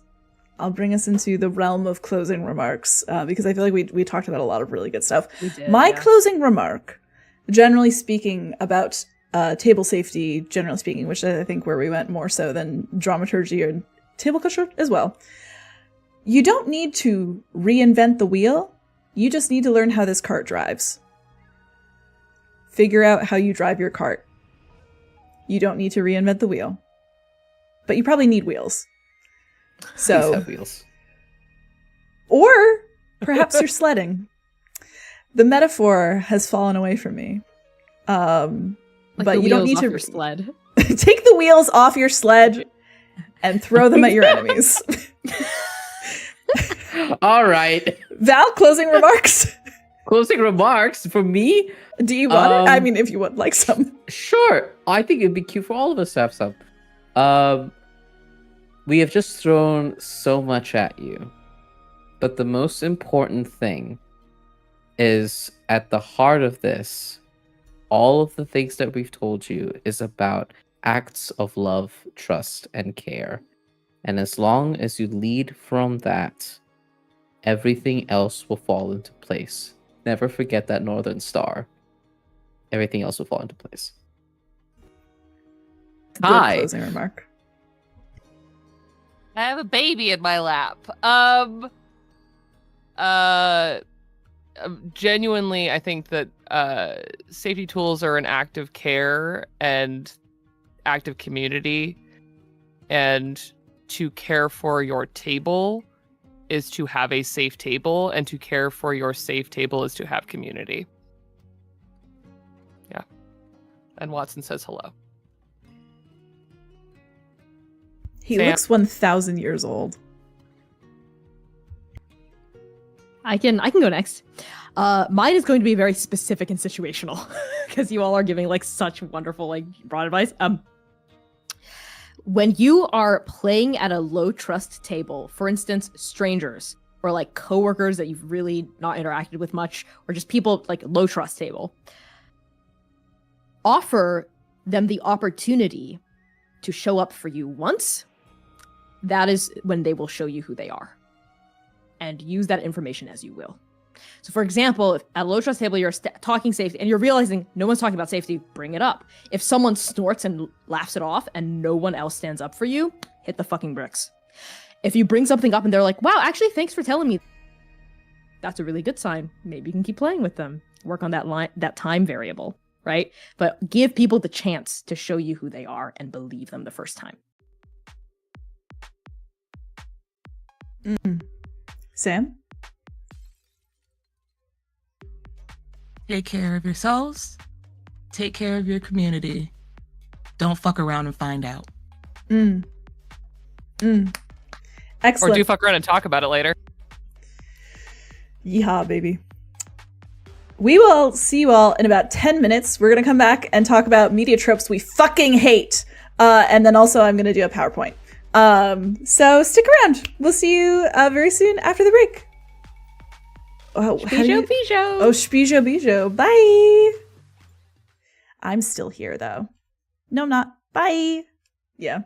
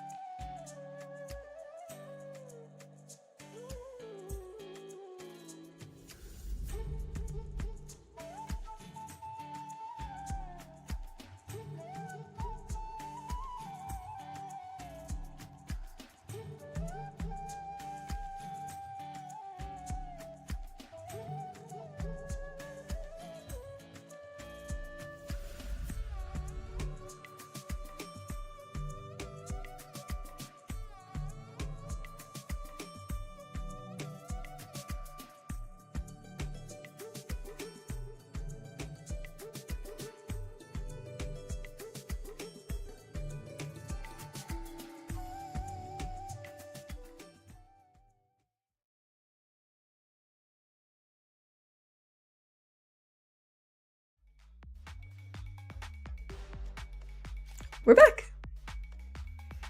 Oh, Connie, we're looking Welcome at each back, other everyone. like, yep, Yeah. okay, All right, who's gonna do it? Welcome back, everyone, to our Yap Sesh. We have a couple more topics to discuss, and then we have a slideshow that C has prepared for us, a very special PowerPoint to end the community stream with. I just want to thank everyone for tuning in for the first half, and a particular big thank you to everyone who's been giving us questions and engaging in chat. It's always really see the discussion that happens kind of concurrently to what we're talking about. I hope this is, fruitful and helpful and affirming for all of you here. And a special shout out to our patrons who all get the privilege and the fun perk of getting to vote on the Yap session topics. So if you have been enjoying these topics, you yourself could arm yourself with the ability to decide where our Yap sessions go at any paid tier of Patreon. So like we start at the $3 tier per month, and you can save some money if you do a yearly subscription, $30, which honestly is a pretty good deal. Okay, a note that my mic has been cutting out a bit, especially when I'm louder, so I'm going to try to be good about that. Troubleshoot that when I'm not talking. But yeah, I will throw things over to you, C, to get us started on the other subject we have for today, which is media tropes we'd like to fist fight. Before we get into it, just a general reminder that some of the topics that we bring up in this community stream may not be suitable for all viewers. Just based on what we're almost definitely about to get into, content warnings that may be discussed during this stream might include things such as general oppressions, as well as specifically racism, sexism, colonization, potentially complex character dynamics, as well as, especially in the latter half of this half of stream, sex and sexual humor, grief, death of loved ones, and we may get into spoiler territory for the various transplanar works out here. So just to keep that in mind, we'll try to keep it as accessible if you haven't seen every show as possible, but we are getting ready to warm up. And I'm ready to fist fight. Media tropes we'd like to fist fight. There are many, because so much media is in fact inherently racist and sexist. Of course. But if I may get us started with a media trope that I fucking hate, that I would like to personally fucking fist fight, is the trope of a usually almost every single time a female character who has been training to be the chosen one, to be the mech pilot, to be like number one at whatever practice, usually a physical practice, usually a heroic practice, that is crucial to the main plot, who then is sidelined by the completely untrained, foolish, brand new to this world concept practice, almost always male main character, who then gets sidelined and he gets to be the chosen one. He is somehow, despite never training in this practice that this person is ostensibly the best at, beats her. For why? For what fucking reason? For what fucking reason? I hate that shit. That makes me so mad. Kung Fu Panda. We hate to see it. I like Pacific Rim, Pacific Rim, Kung Fu Panda, Kung Fu Panda. Yep. So many of them. It That trope happens makes my ass itch. Because I feel like it's like the media's thing of being like, oh yeah, we can write powerful women as long as they're sidelined and they're not actually the chosen one. Yep. And they get to be the romantic side interest, but they were strong once. But the main character, the man, is always stronger though. Don't worry. Don't be afraid. She's not that strong. To make it even fucking worsey, to make it even fucking worse, is they always frame it as, oh, she's so much happier. She fell in love, so she's so much happier than what she was before. Fuck you! Oh, Jesus. I want to see her kill the main character. I'm so sorry, Poe. I want to see Tigress kick your ass. I'm so fucking sorry. I want to see her become the Dragon Warrior. I'm sorry, also, buddy. No, I want to see her kill you. I'm so sorry. I want that panda destroyed. Also, she's an apex predator. Literally, yeah. No, I hate that trope so much. It kind of goes hand in hand with this misogynistic, chauvinistic, sexist fear that men have of being bested by women. Mhm. That is a key reason why sports are segregated by like sex. I truly believe they're all like, "Oh, it's to protect women." No. I'm like, No, no, it's you're to just protect scared a man's girl's gonna- species. It's to protect your ego Yes. It's and genuinely. patriarchy. Well, that Yeah, I used yeah, to play with they think a it's like men's emasculation. Olympic team, and they were afraid of me as a teenager. And what sport? Field hockey. Oh, fuck yeah. Nice. yeah. Yeah. I learned Listen, something about you today, under- Kai. It's a fear of being emasculated. Really cool. Yeah. That under male Yep. supremacist logics, right? If a woman loses to a man, it's kind of like they're like, well, duh, of course. You know, But women like, are it's weak. kind of like men kind of have everything to lose if a woman Mhm. beats them, and women really have nothing to lose if she loses because no one was expecting her to Nope. win anyway. You know what I mean? Like under patriarchy. Patriarchy hurts Ugh. men too. Loser, deeply. What Yes. a loser point of view that Yes. they just think. Give me a This- man So who that's will my- gracefully accept a defeat against a woman. Oh. Or this woman who's been training her whole life, maybe just not even defeat, just say like she's the right person. For Yeah. the job, yes. She's Like, the right purely person. On not to use the dirty word right now, but purely on merit. the This dirty word. this goes hand in hand. The specific trope goes hand in hand with the villainization of hello, you gonna bonk me with your code Of Shiva. Okay. Villainization of Shiva. We're villainizing. Villainization of Puppet Dog.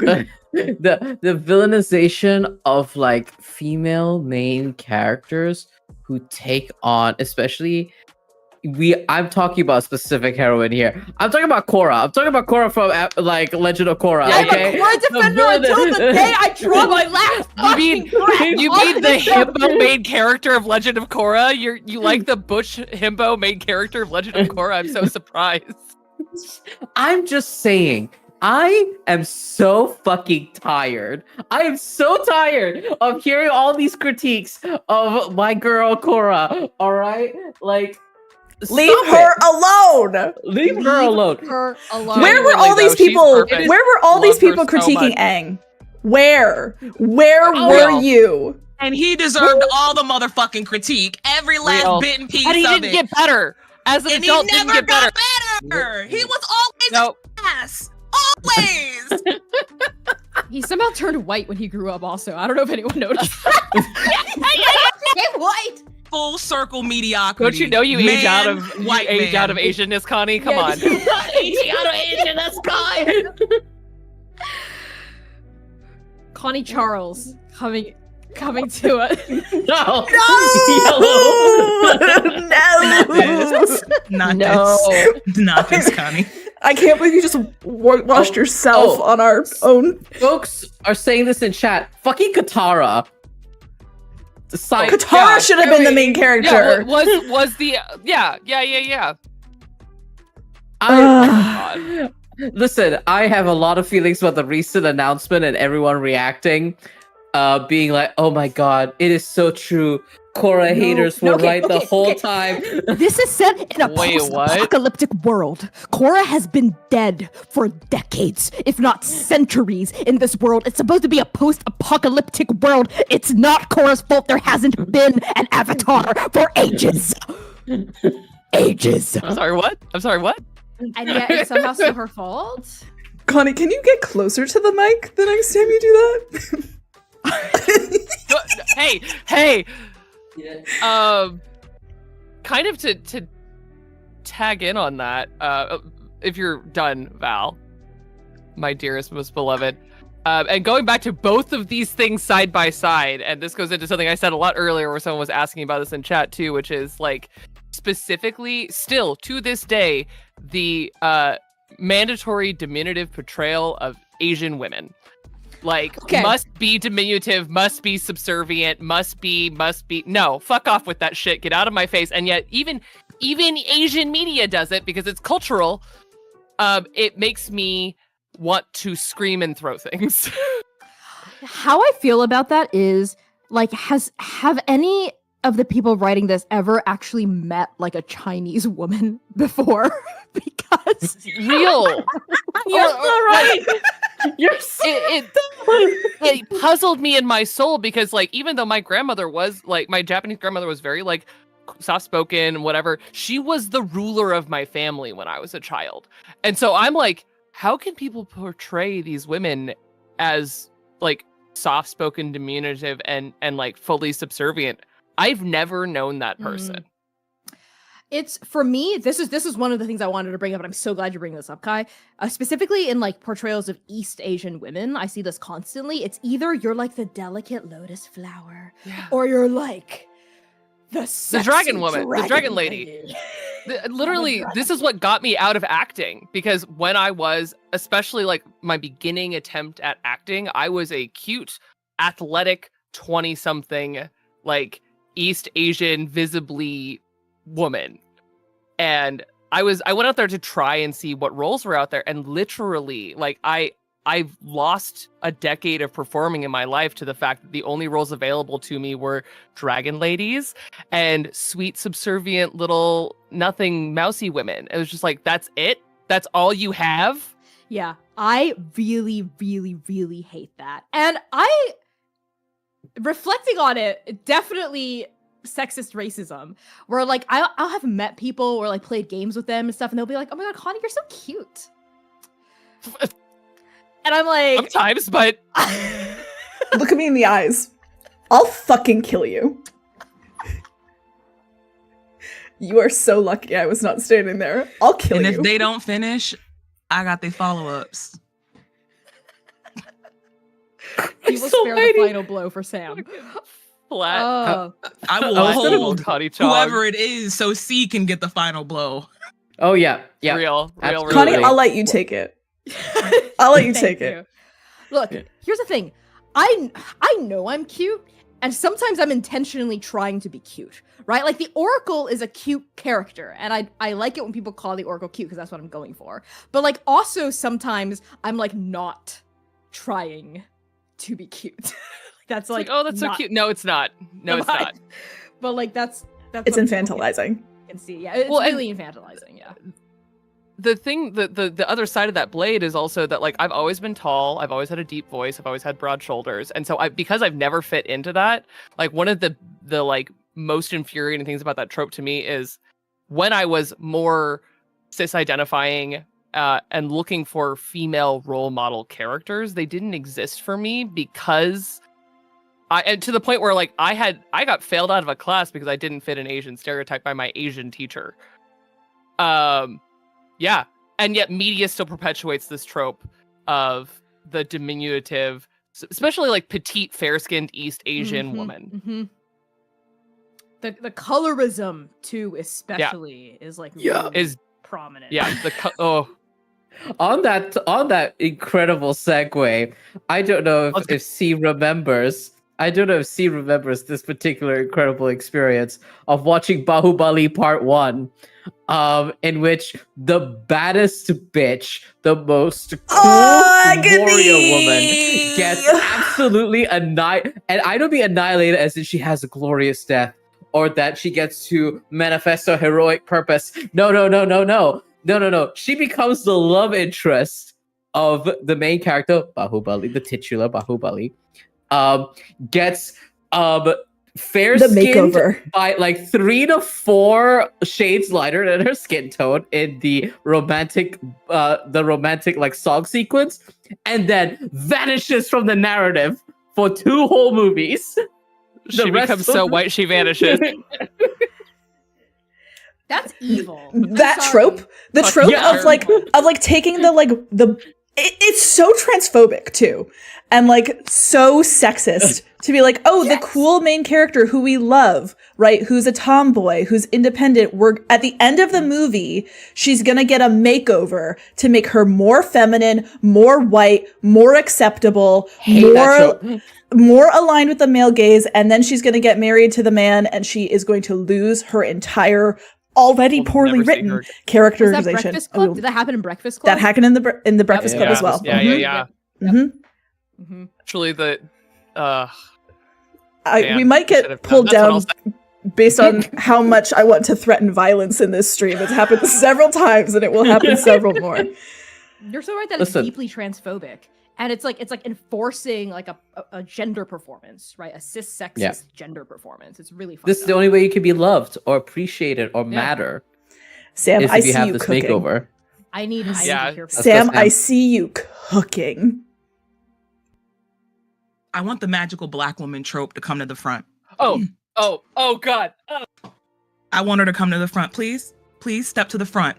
I'm so motherfucking sick of you.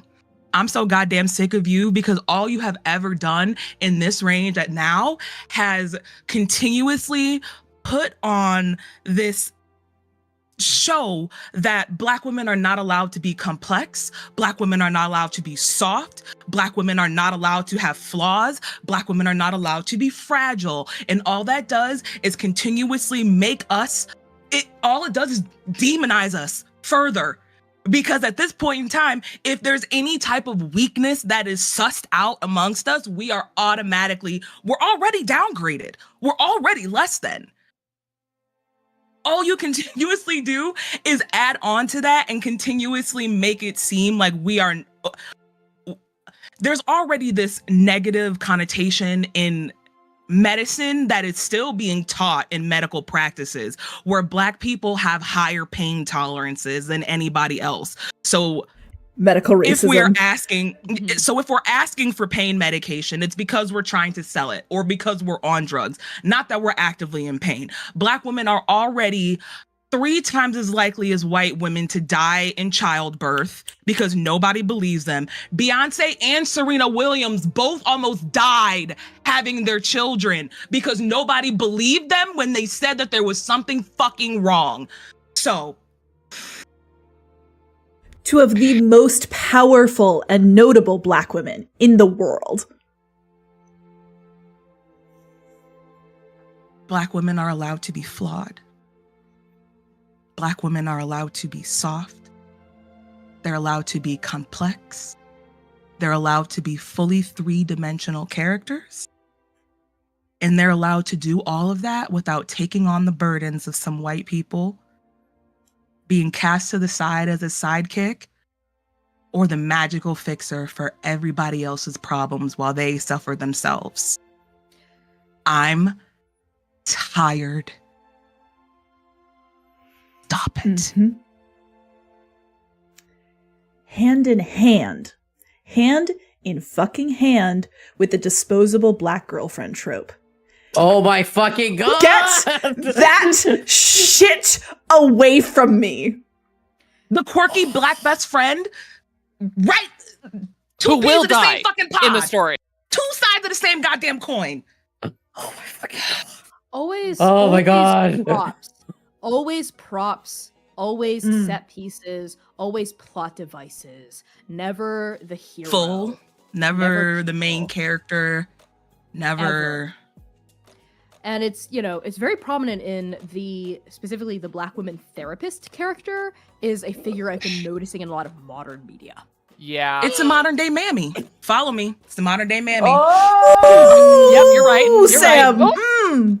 Follow me. Mm. Because what have historically in the West and, in large contexts in relation to slavery and colonization and whatnot, Black women have been what? Nannies, caretakers, maids, right? We're already raising wealthy, rich white kids or something along the lines of that. So it's just it's another way of making the Black woman the automatic fixer and the immediate maternal figure to whatever is happening in the whatever it is specific circumstance. That's all it is. It's just All right. repackaged. It's just repackaged. It's just repackaged. Oh my god. Yeah, my understanding of white supremacy and racism specifically has always been rooted in the idea of like anti-blackness as the fulcrum of white supremacy, like as someone who is not black, like that is what I recognize as like kind of like the central thing around which all of white supremacy is balanced, right? And like we see this like constantly in other media tropes too that surround like, because there's the disposable black girlfriend, which I'm seeing a resonance with in terms of like the quote unquote like crazy Asian girlfriend who is also like disposable in some way too, like the hysterical, the ultra emotional, or like on the other hand, yes, over like it's the clingy, like it's there. I don't know. It's just Tokenization, full bad, ugly. Yeah. I'm just full of rage. Constantly. Yeah. I'm suffering. I remember, To be aware, just for consistently context, being everyone. During the break, I was like, I'm trying to remember all these tropes. Then C came out swinging, and I was like, oh, yep, all of these, yep, I remember. Yeah, I hate them. They're here. Here's one for you and me, Val, that I know that we actively talk about all the time, which is Kai. yeah, love you so much. And if you've ever watched the Chaos Protocol, spoilers, R2 mask PCs cannot use words.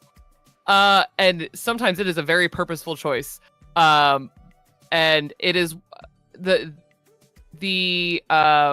I think this is two tropes holding hands. One of them is the one that I want to throw off a bridge is hyper emotionally available but still aloof and sad white man hero character.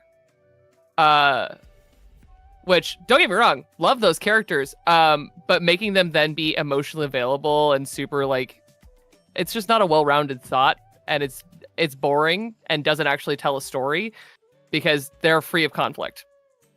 Smooth story, white man story, boring. But also that men can't be complicated and emotional. And specifically the trope of like, when men are angry, they're only angry. They're not sad. They're like, there's not another emotion behind that. That rage is the only feeling that especially like male protagonists can have. And it's typically violent rage. Mm-hmm. And that's how it's specifically.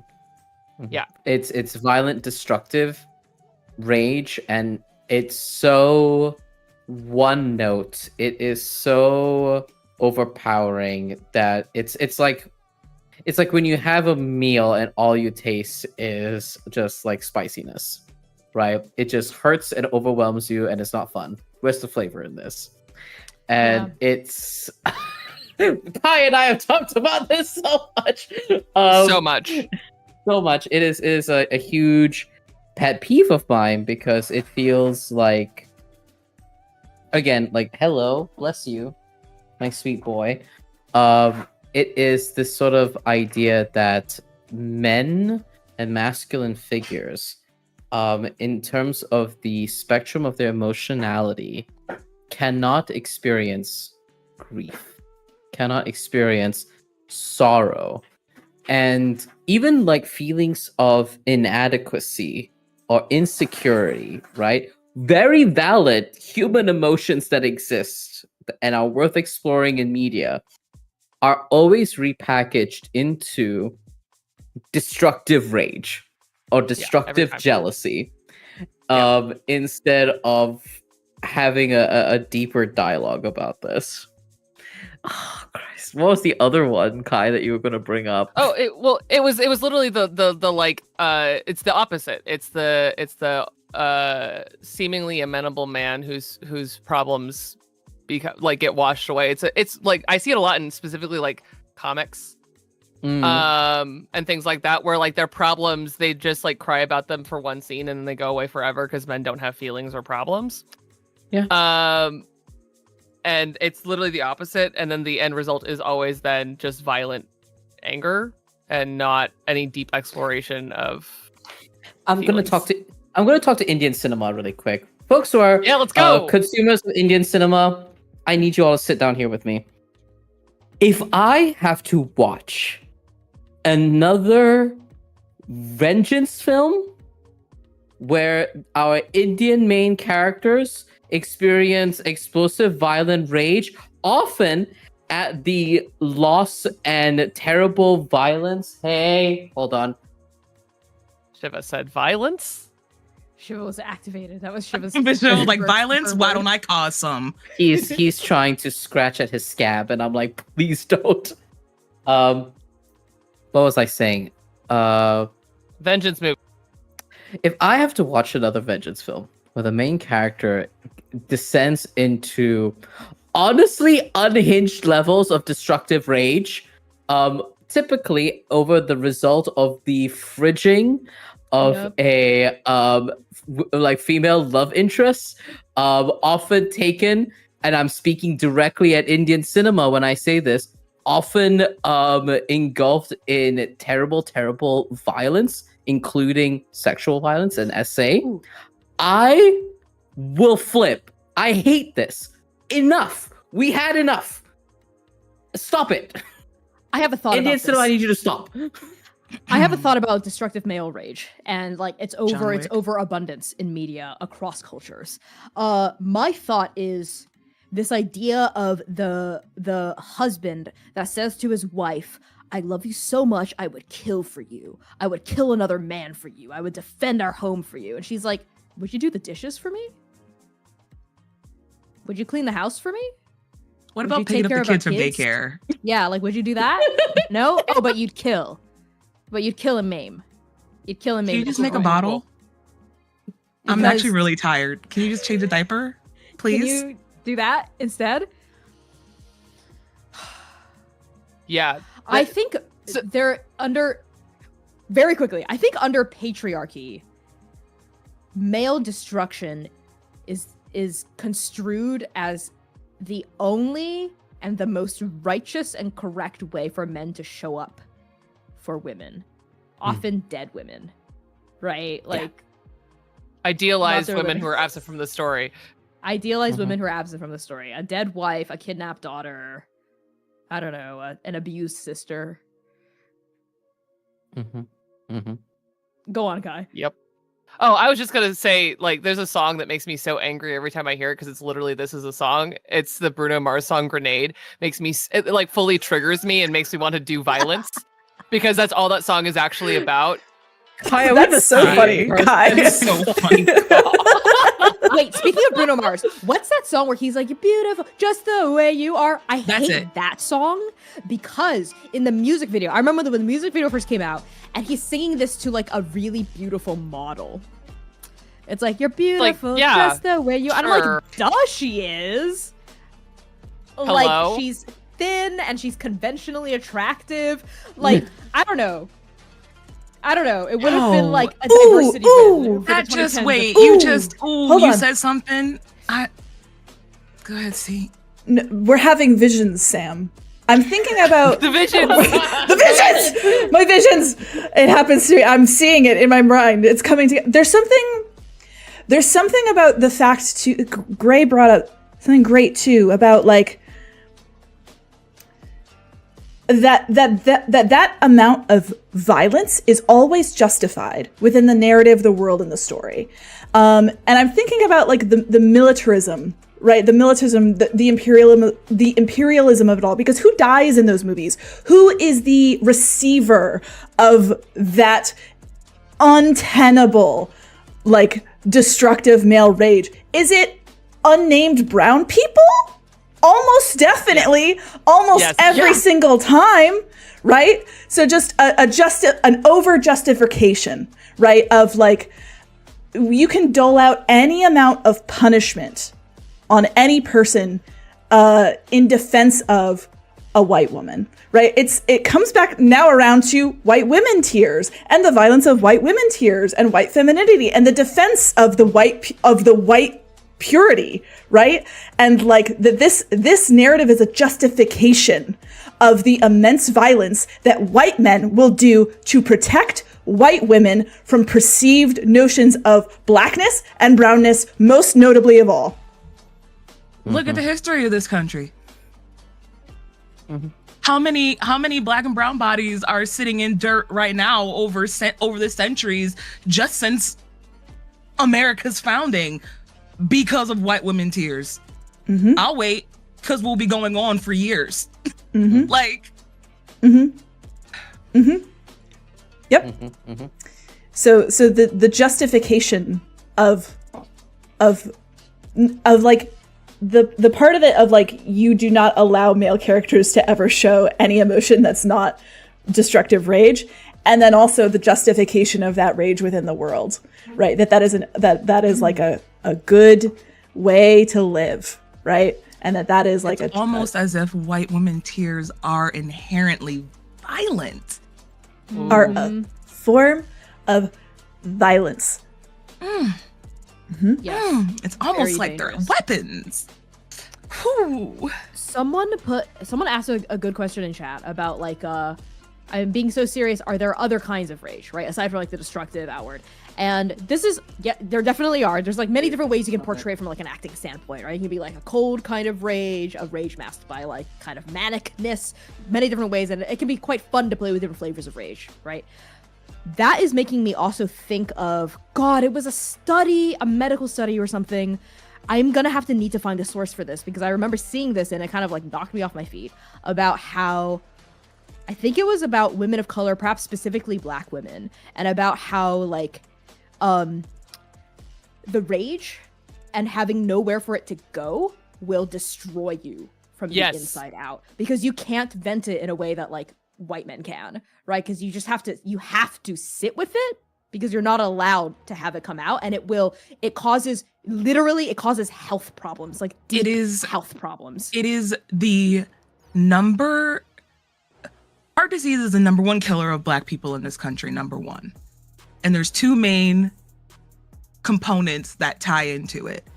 One is diet, but we all know that the diet of black people, especially in this country, is inherently racist. And two is stress. That rage manifests and turns into stress, which then weakens our heart. And we pass our weakened hearts on to our offspring, and going forward into the process, nowhere to go, just weak hearts all the way down the line to death. Yep.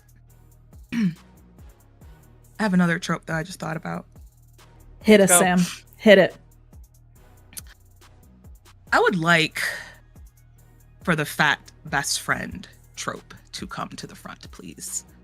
The fat secondary character. I would like the never fat main character. Why is that? More specifically, fat love interest. Why are fat people always funny and quirky and never actually allowed to be deemed as lovable or desirable or as full people? I'm sick of that. Oof. Everyone Fucking claims sick. to love fat people, but it don't look that way. I don't see it. I don't see it. All I'm saying is that it is not lost on me the amount of hate that Singh gets as a chubby, brown, femme-presenting woman. It is not lost on me how I much see people hate her for being cared about, for being loved by her community, for being popular. Okay, tangent! Give it to me. Defend my daughter. Singh is not your high school bully. Stop projecting that onto her. Singh is not your high school bully. Stop Say it projecting that onto her. One more time, Okay? see. I don't know if they heard you. Singh is not your high school bully. Stop projecting that onto her. I swear to fuck. I swear to, okay, I needed to get that out. No, you did good. You did good. Thanks. Good. You did really well. Jordan it's one of added those, block like- term, Singh is a bully. Let fat people be desirable. And not only that, let fat people be desirable in ways that are unconventional. Let the fat person be loved by the gym rat. And the gym rat thinks hell that yeah. the fat person is the most beautiful, loves every single piece of them, would never want them to change, and actually fucks up anybody that tries to tell them or their significant other different. Let's have more of that Mm. in real Hell yeah. life and in media. Mm. Mm. Oh my god. I feel Also better. I'm glad because I know we've talked about that a lot, see, and like how we've had conversations before where I was like, where I specifically, we decided to like keep Sing at the level of complexity that she was at, because there was a version of season 1 of Chaos where Sing was worse, quote unquote, where she was like a little bit more of a hashtag mean girl, or like had a lot more of like unprocessed stuff with like the pressures of being a chosen one and like this popularity that was thrust onto her, right? And like you know, the spotlight that she's been in since she was a child, right? But after seeing some of the fandom reaction to her, honestly, after like a couple of streams, we were like, oh shit, I don't know if she's being received like that. So I had to put in like a lot of work that I didn't anticipate having to put in necessarily to like really complexify her, make her sympathetic, honestly, so that people would give a fuck that she died and not celebrate like ding dong the witch is dead. Which like is hard to do in 16 streams. It's hard to present a character that is likable and complex and popular, right? Because I feel like a lot of us in this space, TTRPGs especially, any nerdy space, tend to have a chip on our shoulders about like the popular kids, right? We're like, going back to what you were saying too, Sam, about like fat phobia, it's also deeply gendered too, because I feel like there's like, obviously fat men and fat women are both demonized and ostracized, but I do feel as though fat men have it easier in a lot of ways than fat women, both in terms of romantic prospects, because I think women are less sexist, prejudiced against men than men are against women as a whole, and will tend, even if she's holding some fat phobic beliefs about a potential romantic prospect, will usually like quote unquote see past it to like quote unquote give him a chance. Whereas like that almost never happens to fat women, especially straight fat women. Like that is something I've specifically noticed. Like often because I have very few straight friends, and most of them are friends of my sisters. But of like the straight people I do know, like that is the prevailing culture, right? Talking about straight culture like an anthropologist, because that's like not really the culture. Yeah, I was gonna say you sound like a professor. I know, but also like to that end, I feel like specifically as far as like fat characters being portrayed as love interests, also queer male characters that are fat are also given more leeway to explore romantic stories, because they're not only the quirky fat friend, but they're also the gay best friend, so they have a lot more leeway where they actually get to have romance. That is really interesting, which is not to say that fat queer folk do not experience fat phobia. Oh, yeah. Like that, of course, is definitely not what I'm trying to say. Like there's so much fat phobia everywhere, right? And it's just like, it's very rampant and very rarely talked about. Kind of to take all of those, because I think tropes in general tap into something that makes me want to scream, which is media is not your blank canvas, and this goes to what we were talking about with Sing too. Even though admittedly companies make media with the intention of people projecting their feelings onto them, but specifically, and I want everyone to internalize this, specifically cis, white, heteronormative, Christian points of view are meant to be projected onto a lot of media. That is why media has gotten actually more bland in the last couple of decades. So you can put yourself onto it. Because people want to be able to do no thinking when they consume the media, and thus the tropes are there for their safety net to make them feel safe in Do no projecting their thinking. feelings onto the media. And so Deliberately discouraging active engagement with what you're with what you're consuming. We're seeing this specifically in like executive driven media decisions on like streamers, where they're like, we want to make more bland media, like specifically like background noise, right? That's what they're aiming for. They don't actually, and that's why want you to you'll think watch a deeply about show it. and they'll tell you the plot as the show is going on. They won't let you figure it out. They won't like complex prestige media is the only place you'll find that, because people know that they're watching something they actually have to engage with more. But outside of that, it's all like babysitting. It's honestly, it's adult babysitting. Yep.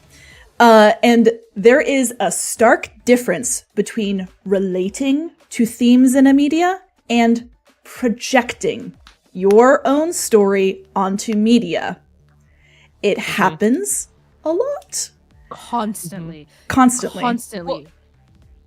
And there's the most iconic thing I can think of that like is truly a textual, like written about version of this is that, don't get me wrong, I love Star Wars. I love Star Wars with every fiber of my being. The reason why Speak the the original truth. trilogy is so bland is literally because George Lucas wanted the characters to be able to be projected on by the Yep. viewer. He has talked about it multiple times. The actors have talked about it quite a bit. There's a reason why, especially the films made by George Lucas are so bland is because he wanted those characters to be projectable. And I But think that's only one of the most projectable toxic to things you white can do. people. To specifically white people. Yeah. Which is interesting because he has a black wife. Go figure. Listen, there's a reason why all my favorite Yeah, Star Wars George has nothing Lucas to is do with married George to a black Lucas. woman. Look it up. Yeah. She's beautiful. No, it's true. Yeah, she is. She's truly gorgeous. Yeah. But the like pervasive toxicity of whiteness as default and the like very, very, very baked in colonialism of the main characters being projectable by specifically white people, specifically like especially it's made in the US, that it is meant to be projected on by cis white heteronormative Christians. It just is. Yep. Speaking of white people ruining everything, white savior trope. Come to the front, Oh, please. bye. No, let's go. Let's all go. We all God, have Come a to the turn, front, right? please. Let's all Come go. to the front, please. I mean this from the deepest crevices of my soul down to my fucking guts. Fuck you. So disrespectfully. Nations, places, communities that are already built, thriving, successful, don't need you, Tad Smith, coming in and trying to rework and refigure things that fit and match what you know. And we definitely don't need you stepping your raggedy ass over in here and depleting us of all of our natural resources and leaving us with absolutely fucking nothing. No clean water, no type of clean energy, no type of sustainable land to plant or nurture ourselves on. We don't have any type of metals to make any type of sustainable homes that can withstand the economic and climate problems that you and your bullshit is already causing to this already desperately fragile ecosystem that we have at this point in time. We don't need it. We want you to stop. James Cameron, Avatar, I'm looking at you, bitch. I Stop it. hate that. I hate movie. Stop it. I hate it so And much. I mean it. Stop Hate it. that Because you're film. going to become very, very familiar with my brand of unbridled violence. Let's get it. I'm exhausted. We're going to stop this shit right the fuck now. And I will not have to deal with this shit by the time I draw my last breath on this planet. And I mean it. We're stomping all that shit out one transplanter stream at a time, baby. I'm sick yeah. of it. Hell yeah. We're not doing this shit anymore. Stop with the colonial bullshit. Leave brown people alone. You colonize the entire fucking earth for spices you don't even use. Get it together. Sam, you I and said my I piece. share a brain because there's a great assessment of chaos that was posted in the Discord server recently about how somebody was commenting about the fact that at the end of most of the arcs for chaos specifically, almost always the main NPCs are the ones who actually solve the problem. And let me tell you, that is by design. Obviously, none of the players or the characters in the show are white, but we still didn't want to play on that trope. So it is actually very notable, important, and you will see it happen every single fucking time, that the people who live in the world full time are the ones who solve their problem, supported by the main cast, who have entrenched themselves and become part of the communities that they go to, right? Respectfully entrench themselves within their communities. And were invited in, are not tourists, actually embed themselves in the community and partake, not voyeurs, not tourists, not outsiders coming in and fixing a problem, right? That by design from the very beginning of Chaos, we wanted to avoid that. Can I talk about Dune? Oh God, Val. The silence, the processing silence from the crowd. I mean, you can. Godspeed, my friend. Paid. Here's the thing about Dune, right?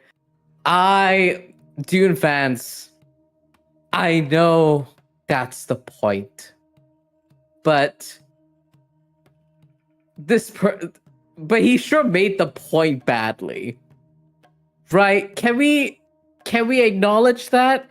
Like, I understand intellectually that Dune is meant to deconstruct messianic narratives and the concept of chosen ones, white savior, like the white saviorism concept. I know intellectually that's what he was trying to do. I don't receive it that way, because the religion upon which he is critiquing is Islam, right? It's so blatantly Islam, right? It's so blatantly Islam. It's not Christianity. Down to the music. Down to the music. Down to the music. It's Islam, right? That he's critiquing, right? Like messianic narratives and all that bullshit. Not Christianity. No, it's Islam. Second of all, the whole sort of like white saviorism that he's, what I would assume as trying to critique, they are, in my opinion, voyeurs. They are explicitly uninvited. A whole core point of fuck, what's his name? Such a basic white man named Paul. The whole point of Paul's like first arc of fucking development is the fact that he's explicitly not invited by the people on Arrakis, right? With every Roman trope thrown into it to remind you that he's not invited. Yes, but he still becomes, I don't know. I have a lot of anger towards Dune and to the fact that it is so clearly in my mind and explicitly an attempt to deconstruct all of this, but because the creator did not soul search enough, did not research enough, that it just in effect perpetuated white saviorism. It perpetuated anger against Middle Eastern, brown people, Muslim people, and that they are meant to be saved, and that they are foolish. The sub-narrative that's being created here by trying to deconstruct and showing that this messianic figure is all a ploy is that you're trying to say that these poor little brown people are so stupid, are so foolish by their goddamn superstition that we can manipulate them and we're obviously better than them. That's what's happening in the sub-narrative. Media trope I'd like to fist fight. And I'm sorry, Brennan Lee Mulligan, this one's coming at you a little bit. Sorry, buddy.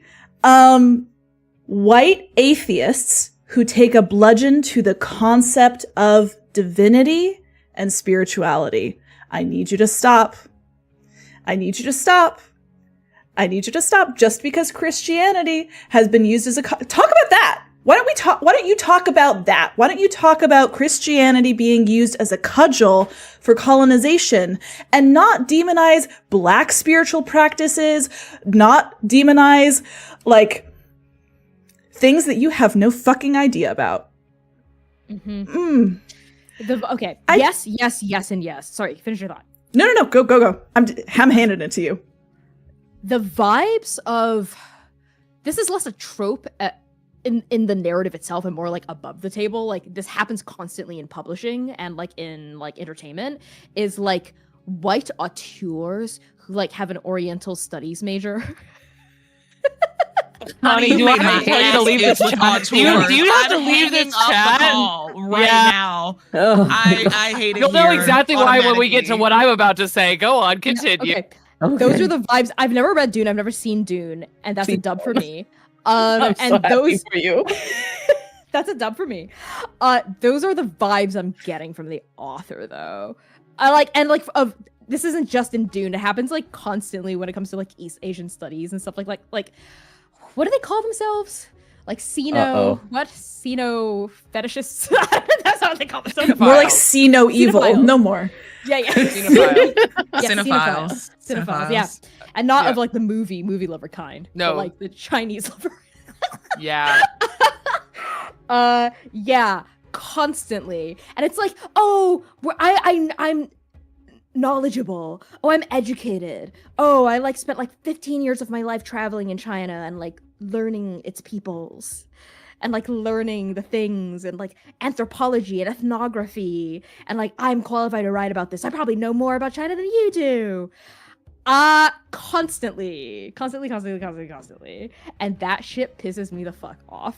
It really, really, really fucking pisses me off. The like white anthropologist, the like white film major, the like white knowledge maker man really fucking pisses me off. That reminds me of that scene in the first Black Panther when Killmonger was in the British Museum and that white lady was trying to tell him about the Wakandan artifact. Like, actually, no, this came from over. He's like, no, this actually came from Wakanda. Mm-hmm. And then proceeded to do what he did. But yeah, he was right, and he was right. Another trope I hate is the evil leftist. It's like the leftist who has good points, but it's like, I'm gonna bomb a bunch It's always like people. execution, right? It's like you have the right point, but the execution was bad. So they always have to make them a villain. Magneto was right. It's gonna be like Magneto was right. Magneto was fucking right. Killmonger was fucking it. right, and the way they were written and executed, terrible. Anyway, it's always, and it especially pisses me off when these white people are like, well, I'm actually better equipped because I have objectivity. Because I'm objective. Kill that word! Yep, constantly. Kill that word! Remove it from our dictionary! I'm sorry, but you can't. Go ahead, Kai. Go, Kai. Yes, Connie, and I hear all you lovely people on the internet trying to defend things about Assassin's Creed Shadows, but I need you to look me in the eyes. I need you to look me in the eyes when I say, Japanese people do not need your defense. We are strong enough on our fucking own. I do not need you to tell people how Japanese culture works. To the same end, Ubisoft, stop touching my shit. Because one of the most toxic things to exist in culture is the unreal obsession with my tiny island nation that I call my heritage from. Weebs, God bless ya. But my motherfucking God, and I know that this is extended well outside of just Japanese people. The amount of people that I know that are East Asian that don't watch anime because people have toxified it to the point of like just unreasonableness from going, well, actually, it's like, no, don't tell me how my culture works.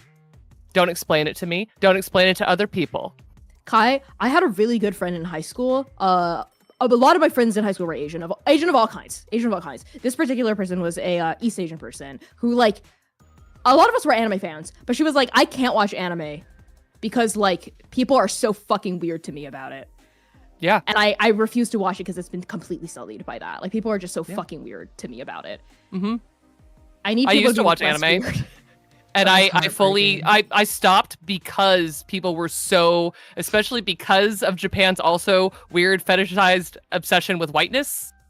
My two particular combinations of things, I was like, this is creepy on both sides and I don't like it. I have to leave, actually. Weebs, love you so much. Please stop. Back to what Connie was talking about earlier. Hey, writers, did you know? I don't know if you knew this, so I'm just gonna key you in. Did you know that you can do research on things that you don't know about before you write about it? Did you What? did you know Really? that? Did you know that you can Before. not only that, but did you know that you can also talk to people of said cultures and places that you're trying to write about to get a more nuance and thorough 3D understanding of what it is you're talking about? Because what is it? What's their name? Trigger Happy Taz pointed out something very lovely in the chat, and I just wanted to say, hey, Ryan Murphy, it's always fuck you, bro. However, All right, no, fuck that. what you did, now don't get me wrong, I also very much love this season of American Horror Story. I love Coven. It's fun. It's fun. But also at the same time, what you did to hoodoo and voodoo and mixing up the two, how dare you? How dare you take Baron Samdi, who is literally the exact opposite of Papa Legba, but because Baron Samdi looked scarier, you used his likeness. Mm-hmm. Stop it. No, fuck all Stop Ryan it. Murphy. He's a predator. Fuck off. Fuck Oh, off. yeah. Fuck In off. addition, Fuck off. I need all of you to be far more careful about how you research and utilize Hindu and Indian aesthetics, spirituality, etc. Ooh, you're so Who cook I now? Cook. need you Cook. to stop. I cannot handle another white person explaining to me how the Mahabharata works. I don't explain to me how the Mahabharata works. Hey, white people, maybe Right. stop trying to explain Well, people's whoa. religions altogether.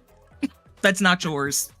Stop. Yeah, just like no. There's so much of Hinduism and like Indian culture that had begun as storytelling, like oral storytelling, that you have to factor in the research that you do, which means, hey, a Northern Indian's perspective on Hinduism and the stories that they were told since they were children is going to be significantly different than what a South Indian has, right? In fact, South Indians and a lot of the regions in like Tamil Nadu and a bunch of areas in South India, we had other deities before the fun fact, y'all. A lot of the Hindu pantheon was actually a unification process in order to concretize Indian identity after colonization. Wow, Yes, really? all these yeah. So a lot of these deities did exist and like have different aspects and are common to several parts of the regions. But in addition, there are a lot of minor gods that got Wow. consolidated. There are a lot of like larger gods that were given greater access to other like domains and stuff like that. So like, I need you all to be a lot more normal about Kalima. I need you all to be a lot more normal about Shiva. I'm also staring at my own people when I'm saying that. The fascination with Shiva. I need you to take the totality of the guy and not just the one aspect of the guy. I just, especially with like white spiritualists, I really need you all to be very, very careful in the way that you approach these things, because there is a massive weight of thousands of years of legacy and storytelling that are imparted to all of these figures, and almost always none of you get it right. So please stop.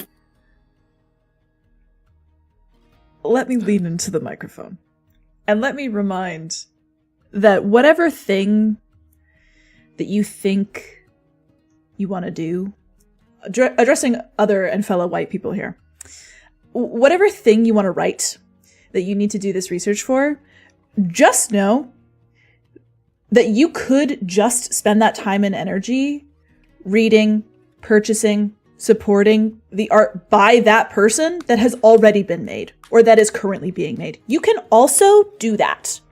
Also, you can also do Go that. figure. You know? Yeah. Who Yeah, knew? it's actually kind of wild to me how many times I see I have been personally asked by white folk being like, what's the best way to like, specifically in TTRPGs, to like build a world like Kickstarter wise, like for publishing, for money reasons, right? Like based on like diverse cultures and whatnot. And I'm like, have you considered like supporting people of color in the space first? If I have to see another like Japan themed Kickstarter project held by all white people, Obojima, I saw you unmute so Obojima, fast. Up to the front. Up to the front. No, the fact that shit's on D&D Beyond now, I want everyone to look at me. There is a Studio Ghibli-inspired Dungeons & Dragons setting that was made by 0 Japanese people on D&D Beyond now. Absolutely none, with a nonsense name that means nothing as the name of that thing. Yep. The number of bad Japanese content that exists specifically in tabletop is, I'm gonna throw something. I'm like red hot mad. Staggering. I need to let everyone here in the transplainers, I need you all to know, we have some cool people in our fandom, right? Like, I know like several like Daisy creators who not only make like fan art for us, but are also like game designers in their own right. Buy What's up, from Mango? them. What's up, Mango? Yeah, what's up, Mango? Yeah, What's up, yeah, Jovi? what's up? Come on. Oh hell yeah! Buy from them. Let's go. Buy from them. Like, read their stuff. Like if you want to enjoy like Desi aesthetics, especially like South Indian aesthetics, like go to the places where they're enshrined. And it's the same thing. I like, there are a couple of like Desi themed projects that were made by non-Desi folks that I've seen on Kickstarter. Luckily, they don't get as much of notoriety, and the project just dies. Which I'm like, fantastic, thank you, karma. like continue on your karmic cycle. And yet But they keep on going.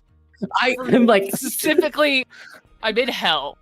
I need you to be Yeah. saved. I need for Kai's sake. I need them to Japan stop. specifically is like so fetishized It's in nerd spaces. unreal. I think it's the anime thing. I think it's It the has anime to thing. Yes, it is. It has Yeah. to be. Yeah. It's such a small country. It's one of those, like, I want people to just think about the scale difference. Even just Connie is also in this chat. Connie, China is large, right? It's massive. Yeah, it's massive. Japan is 3 tiny islands. Yeah. It's so funny because I feel like in America specifically, and this is beyond TTRPGs too, like generally American, like white American media, is like Japan is like, ooh, like, white Americans are like, Japan is like, ooh, future, anime, ooh, South Korea, ooh, K-pop, China, evil communists. Yeah. Also, all the things that people That's like- venerate Japan for the record, samurai were fucking evil. As a descendant of samurai, let me be the first to say, the fucking shogun and all that shit that people venerate in Japanese culture, they were fucking evil. They were lords, they were warlords, they killed and murdered people just for fun. Many of So whom are let's maybe tyrants. change how we uplift the cultures that we don't fully understand, and maybe think about the cultures that we don't understand as much as complex. Because Japan is not just all communists. There are beautiful cultures within Chinese culture. Yes. Yeah. And oh my god, I forgot what project this was, and I'm glad I forget because I don't want to accidentally put them on blast Uh-oh. necessarily and like burn. This was several years ago where I think I was like brought on to either consult or write for some project that had like, because I was Chinese and they wanted like a China section or whatever, and like it was like, okay, I started reading. I was like, okay, this is drawing on dynastic China, and I was thinking like, which dynasty? I was like reading through it. I was like, which dynasty? Yeah. And then, Yeah. I flipped the page, and it's like, oh, and we also want to have like stuff about communism, and like, In dynastic China. I was like, what the fuck are you talking about? What are you on about? Was this supposed to be like a time warp type of No, thing? this was like a Don't you setting know? thing. right? And they're like, Dynasties "You are wanna have-" famously communist. I'm like, I literally was like, how will you square the two? My dynasties. How would that work? They're like, yeah, we want to Meth. critique communism in this because it's China, right? Because it's like an analog, Hey. it's fantasy China, so we need to critique communism. And I'm like, what the fuck are you talking about? I do distinctly remember. I think I've like memory banked it. I'm so For good happy for you. reason. Thank God. What a blessing. Yeah. Also, going back to the Dune conversation, what you were bringing up, C, about like very Christian, white Christian beliefs and approaches to religion and divinity and godhood and devotion. I think there's like an often prevailing, even in critiques of Christianity, they are often framed as critiques of religion. All religion, this idea of like all religion is bad and is used as a tool to oppress people, and I'm like, I don't know if that's true, my friend. Even thinking, like, as a Chinese person, the concept of religion itself is odd in China. Like, in modern, it's very odd. Like, very few Chinese people would identify as, like, religious, but many Chinese people do religious practices, like, believe in the Buddha or bodhisattvas, or like will do ancestor worship and will go to temples and light incense and like have all these rituals and offerings, which are distinctly religious practices, but they would not identify with a specific religion, which I think is a very honestly Western way of looking at spirituality and spiritual practices. Shinto is the as a same whole. way. Seeing spirituality as a dogma is a particularly Western mode of thinking. In addition to what Connie has just beautifully said, I need white creators, writers especially, to realize that maybe you are ill-equipped to write about pantheons and multi-god like spiritual practices. I don't think you know how it works, because it seems like it seems like a lot of white creators write, I know there's a proper word, but the word's not like coming to me, about like having multiple gods. Polytheistic? There's like That's Polytheism. the bone I have to pick with Polytheism. Forgotten Realms, because it is polytheism written by a monotheistic Christian. Yeah. And you can Yeah. tell. Yes. Yeah, Well, and 'cause- a lot of it is rooted in like the way that we modern understand Greek myths, which is not how they actually practice the religion in any way, shape, or form. no, It was yeah. it was No! yeah. And because a lot of, and I love you all. I'm not here to knock your beliefs, but also modern paganism specifically misunderstands most cultures that the gods they are drawing from are actually from, and thus misunderstands the gods. And most resources that are out there about these gods have been polluted by a very, very imperialist point of view of specifically polytheistic religions. Yeah, no, absolutely. Like the way that folks who are polytheistic or practice polytheistic practices, whether that is in a like quote unquote religion sense, or in like what, as Connie mentioned, like cultural practices that do ancestor worship, etc. Like it is a different frame of mind. It really is. And I say this as someone who has like deep Hindu like roots with like with one side of my family, and I was also raised Catholic, right? So I can tell you there's a different shift. And I will also say this to the white folks in chat who might have been raised Catholic or heck raised Christian. Fun fact, Christianity is also practiced really differently in other parts of the world. The Catholicism that you know in the United States of America is alien to me. When I first set foot into a Catholic church in the United States, I was like, what the hell? What is this? I'm like, this is a wild ass place to be in. That's not how we practice it in Malaysia. That's not how we practice it in India. We had to rebut the Baptists. And Sorry. so no, you're so right, Guy. but yeah, like that is I need you all to understand that it is a different frame of thinking, and just like when you're world building and you're creating like polytheistic pantheons, like consider that like as a thing that to research. I was even gonna slide one more nuance in there too of like even within the United States of America, and I'm not a Christian, and I've never I learned recently that Jonah from the whale, that's in the Bible. I didn't know that. Mm-hmm. Oh, see, love you so much. Yes, it sure was. I was Because like, why we would have they put something the on whale the there? And I mentioned Jonah the whale like in a conversational way, and C went like, "Why are you bringing up Pinocchio?" I was a little confused. And I went, "What do perfect. you No, no, mean?" it's I love you. Don't ever change.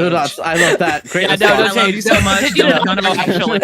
Sidebar. Back to the point though of that even like white Christianity practices are different than black Christianity practices, even within the Amen. United States. 100%. There is Absolutely. a very, very, very stark difference between white churches and black churches Yep. in the way we worship, on the days that we worship, the practices in which we actually do worship. Of course, everyone knows church is a major pinnacle in the black community in the United States. It's a hub of family, civil rights, etc., etc., etc. However, I preface this by saying that I was raised a Jehovah's Witness. I don't practice, but my father himself was Baptist. So I've been to black churches, and I've also happened to go to my friend's white church, and I was shocked by how silent it was. Oh God, so uncomfortable. Shocked by how silent it was. It wasn't anybody that was like hollering out. It was no call and response between the congregation and the pastor. There was no singing or falling out. There was no people that were getting caught up in the spirit. It was very tame. It was very quiet. It was very bland. No tea, no shade. But it was just very flat. And I was like, this is what it's like for y'all on Sunday? I wouldn't ever want to come here. My church is lit. Like my choir, baby, come in. So I brought a friend of mine to our church, and she was shocked by just like, she was like, this was the most fun I've had in church ever. Yeah. Like, so y'all really don't, this is not normal for y'all?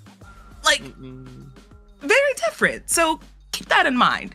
Yeah. I was just going to say, while we're on the thread of Abrahamic religions are different all over the world, also maybe think critically when you are consuming media from other countries, especially that have prevalent presence of Christianity, especially if you're going to be hypercritical of Christianity. Maybe think about the places that have been colonized with heavy amounts of Christianity or other Abrahamic religions, because there is a very popular form of media that I am very against, because I know that it is entirely laced with Christian propaganda. You can K-pop. The Christian propaganda in K-pop. I don't know enough about K-pop. Oh yeah. Me either, but I'm shook. Oh, Kai, do we have to? We might have to. Yeah. I don't. There's a lot of. There's I mean, a lot outside of of being Christianity in, This is in a- this is a Korea gap in for- general. Oh my Yeah. god. This This is a yap for another day. for another, because I feel Yeah, like this this is- is really we could down go this in. rabbit Yeah, hole. this is a rabbit hole. Yeah, This is okay. a PowerPoint. Yeah. Okay. But Yeah. Kai, we were heading this in the same direction, because I was also going to talk about like the way that specifically colonized people globally have had to infuse spiritual practices with the dominating force in order to survive, right? There's also the survivability of it. There's also the like what it means to like and then to draw those practices into the future, reshape, rechange, but and hold on to them, right? There's a lot of nuance there. And ultimately, I highly recommend that you speak from your own experience explicitly when you are making work. Come from the heart, come from your experience, come from the heart, resonate, stand in solidarity, and bring your experience forward. there is no monolith in this world. There is no monolith. Kill your And trope. when you try to write, you Yes. try to write a monolith, you will always fail. You will always fail. Heavy. This is so true for like, don't try to write a trope, or like don't try to like write and represent entire groups. Like come, like if you're a writer or like a TTRPG planner, like come from the individual place first. Like maybe it's the screenwriter in me, but for me it's like character first. Always, it's always about character. It's always about character, and then you can build outward, right? Like the universality is found in the specificity of things, right?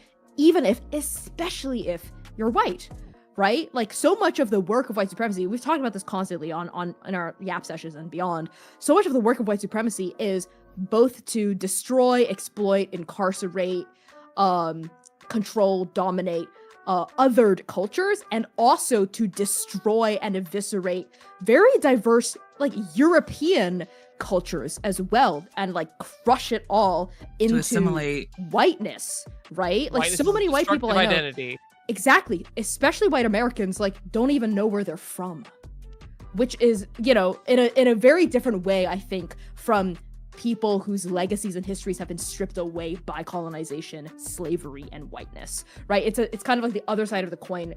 Definitely better. You are the exploiter and the privileged instead of the exploited and the marginalized. But it is still like white supremacy is not good for the soul for anyone. And I think that is like a huge lie that white supremacy tries to sell white people. They're like, hey, you get to be on top. And I'm like, the cost is your literal fucking soul, though. Like that is the fucking cost of it. You know? Read your this heritage. one quote. Your heritage, yes. Yeah, I read this one quote from someone. I think it was like on Twitter or something along the lines of that, and I thought it was very funny in context, but also kind of like very prevalent in the fact of like for it's talking about like white people's denial of white privilege, and more specifically poor and rural white people's denial of white privilege, because it's in the quote says something along the lines of like, it's hard to acknowledge white supremacy when you have not been able to amount to much in spite of it, like because of it. Woo! and Woo! and they hear the word supremacy and automatically think like wealth and ability and access, and not necessarily in like, what does my whiteness further enforce within society and its practices itself. As a poor white rural baby boy, intersectionality. A great unifier, baby. Yep. LBJ famously said, if you can convince the lowest white man he's better than the best colored man, he won't notice you're picking his pocket. Hell, give him somebody to look down on and he'll empty his pockets for you. And that is look at this country right now. As long as they have someone to point their fingers down at, it is always going to be that person's problem, as opposed to the capitalist that's behind them picking their pockets and taking everything that they own, including their farmland. Right? Mm-hmm. It's the biggest lie that's ever been told ever, and it just completely gets blown over. White supremacy is a death cult. And I mean that with a very clear understanding of both the words death and cult.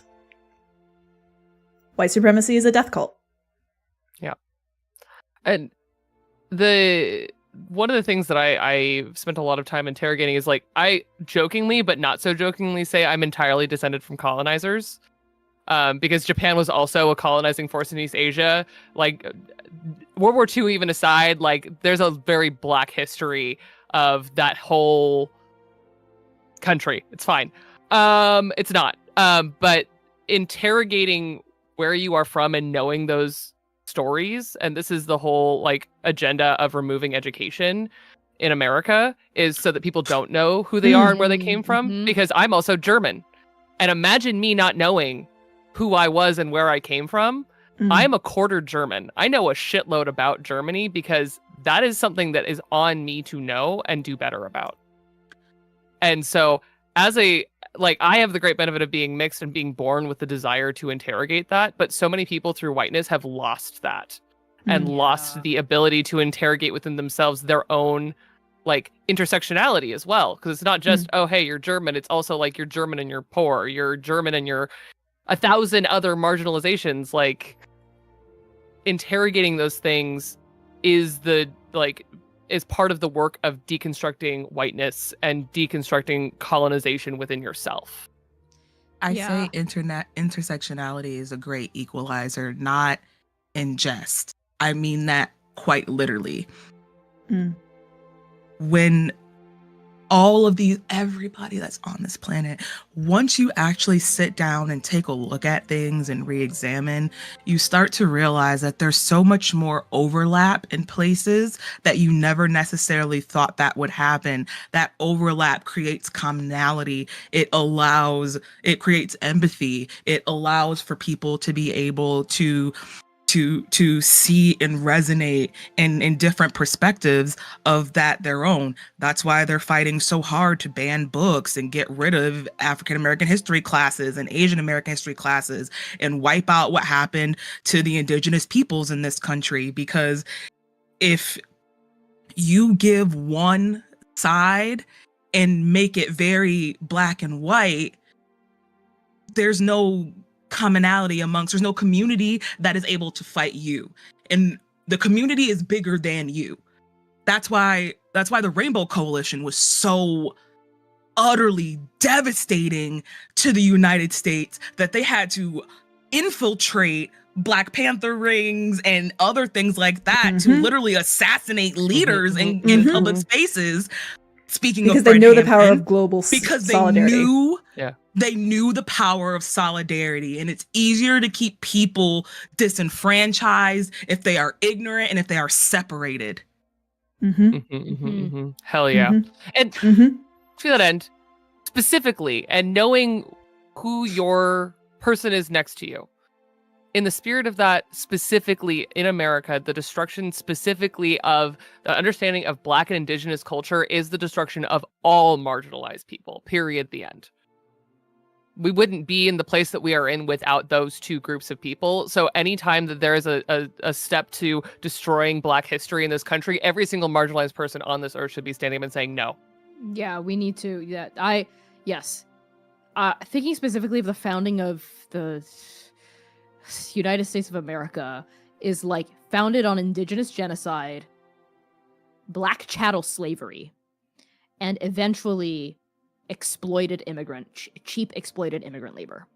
100%. Those are the three founding pillars of America, not the fucking founding fathers. Those ain't three no things golden built America. golden roads of grain, as they like to fucking tell you, and melting pot bullshit. Who planted that grain? It's atrocity. Who planted it? Who did it? Atrocity after atrocity after atrocity. Like, why do you think America is the global superpower now? Fucking slavery. That's why. And like, slavery made this country the richest it's ever. Literally, we are still spending money that this country has earned off of chattel slavery to this day, 300 years later. This attack on diversity, equity, and inclusion, right, that we're seeing in the States right now, right?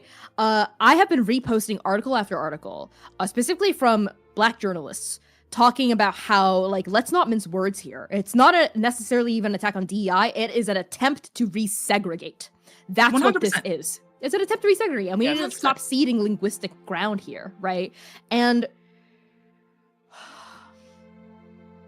something's gotta give. I know. Something's gotta give. The wrong side won the Cold War. Oh my god.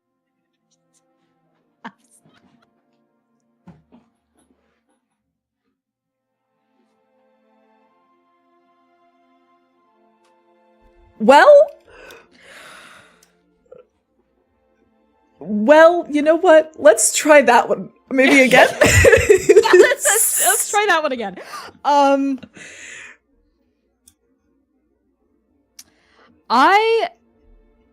My vision for the future is one where capitalism is fully fucking dismantled, where instead of robbing the commons to line the pockets of billionaires don't exist, and all of that wealth is redistributed in the form of land reparations and actual money reparations as well to the most exploited and disenfranchised peoples of the world, and where all peoples have sovereignty, liberation, and the ability to self-determine their futures in genuine ways.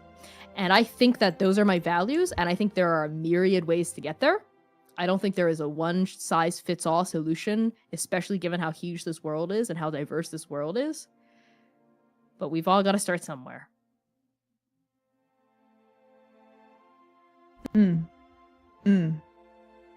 Much better the second time, Connie. Yeah, well done. Yeah. read that real fast. Oh, I'm just sitting and thinking. Yeah, maybe that's it. Really, maybe that's it. Because we could still go forever. You know we can yap. We can yap. We're a group of folks with such incredible perspectives and histories, backgrounds that inform everything that we say, and I just love listening to all of you every single time. You. No, you. These conversations really do enliven and enrich me deeply. Yeah, same. And I think it's important to have these conversations even in a public forum like this, because it shows other people that they're not alone in feeling so fucking fed up with the state of affairs. You're not alone. We feel this way too. It's fucked up. Yeah. And we outnumber them. Always have and always We will. outnumber Do it them. together. We just have to do it together. And I know we threw Head on together. so much. We discussed a lot of things, and we discussed a lot of the aspects of tropes we disliked. We talked a lot about behaviors and acts that we dislike. That is not to chuck a bunch of things at you of a bunch of things of not to do. I'm here to reiterate the importance here of community care and the importance here about loving and caring about the people around you, right? I truly believe, and this might be the optimist in me, that when you lead from that intent, when you lead from there, truly everything else makes sense. When you go into tabletop and let's say you want to write something, if you move with the intent of I want to make things that are good, kind, and uplift the people that matter around me, which is everyone, especially those who have marginalized experience, the steps will fall into place. You will then see that the small steps is reaching out to your fellow community. It is talking to the people who have the expertise. And from there, beauty, love, and community care blooms. And it has to start from within you of knowing that intent and making it real. Here's one of my closing remarks on this matter, which is there's been a lot of ink spilled on the question of mortals' inherent nature.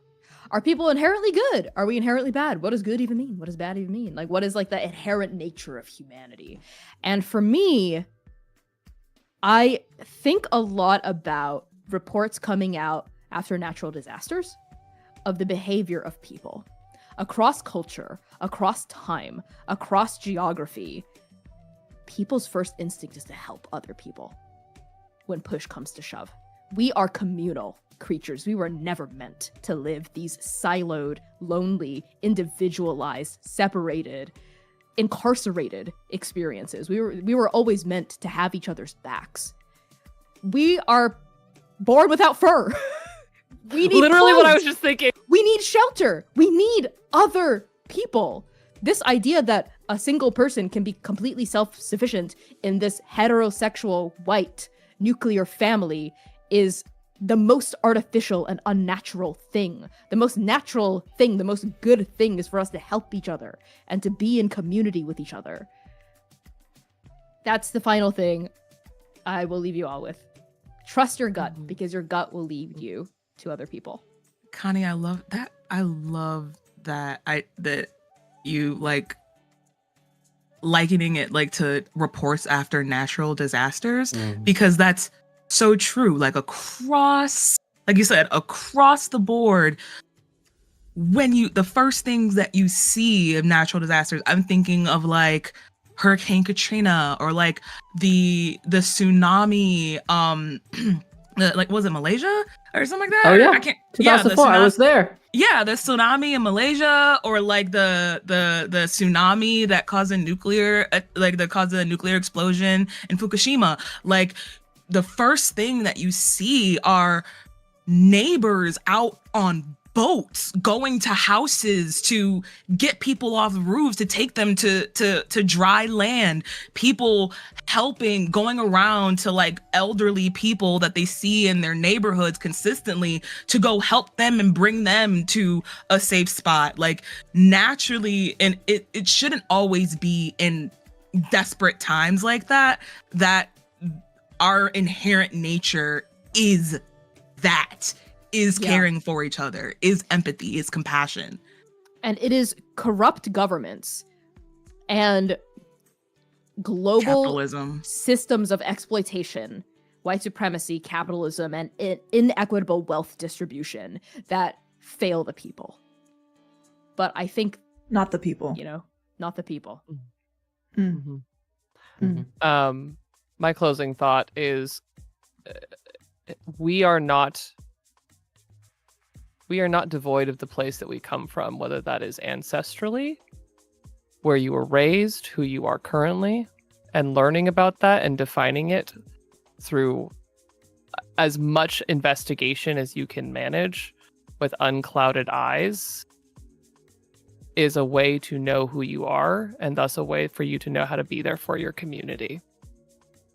And to know the history, and to hold yourself accountable within your position within that history, whether that is because of whiteness or because of privilege, is the way then you can identify how you can help and where you can go and what you can do. And that is the only way to deconstruct all of these flawed ideas that we are talking about, is to study, learn, and know who you are and where you came from. That's it. And even if you don't have access to genealogy or any of that stuff, you can still examine where you came from.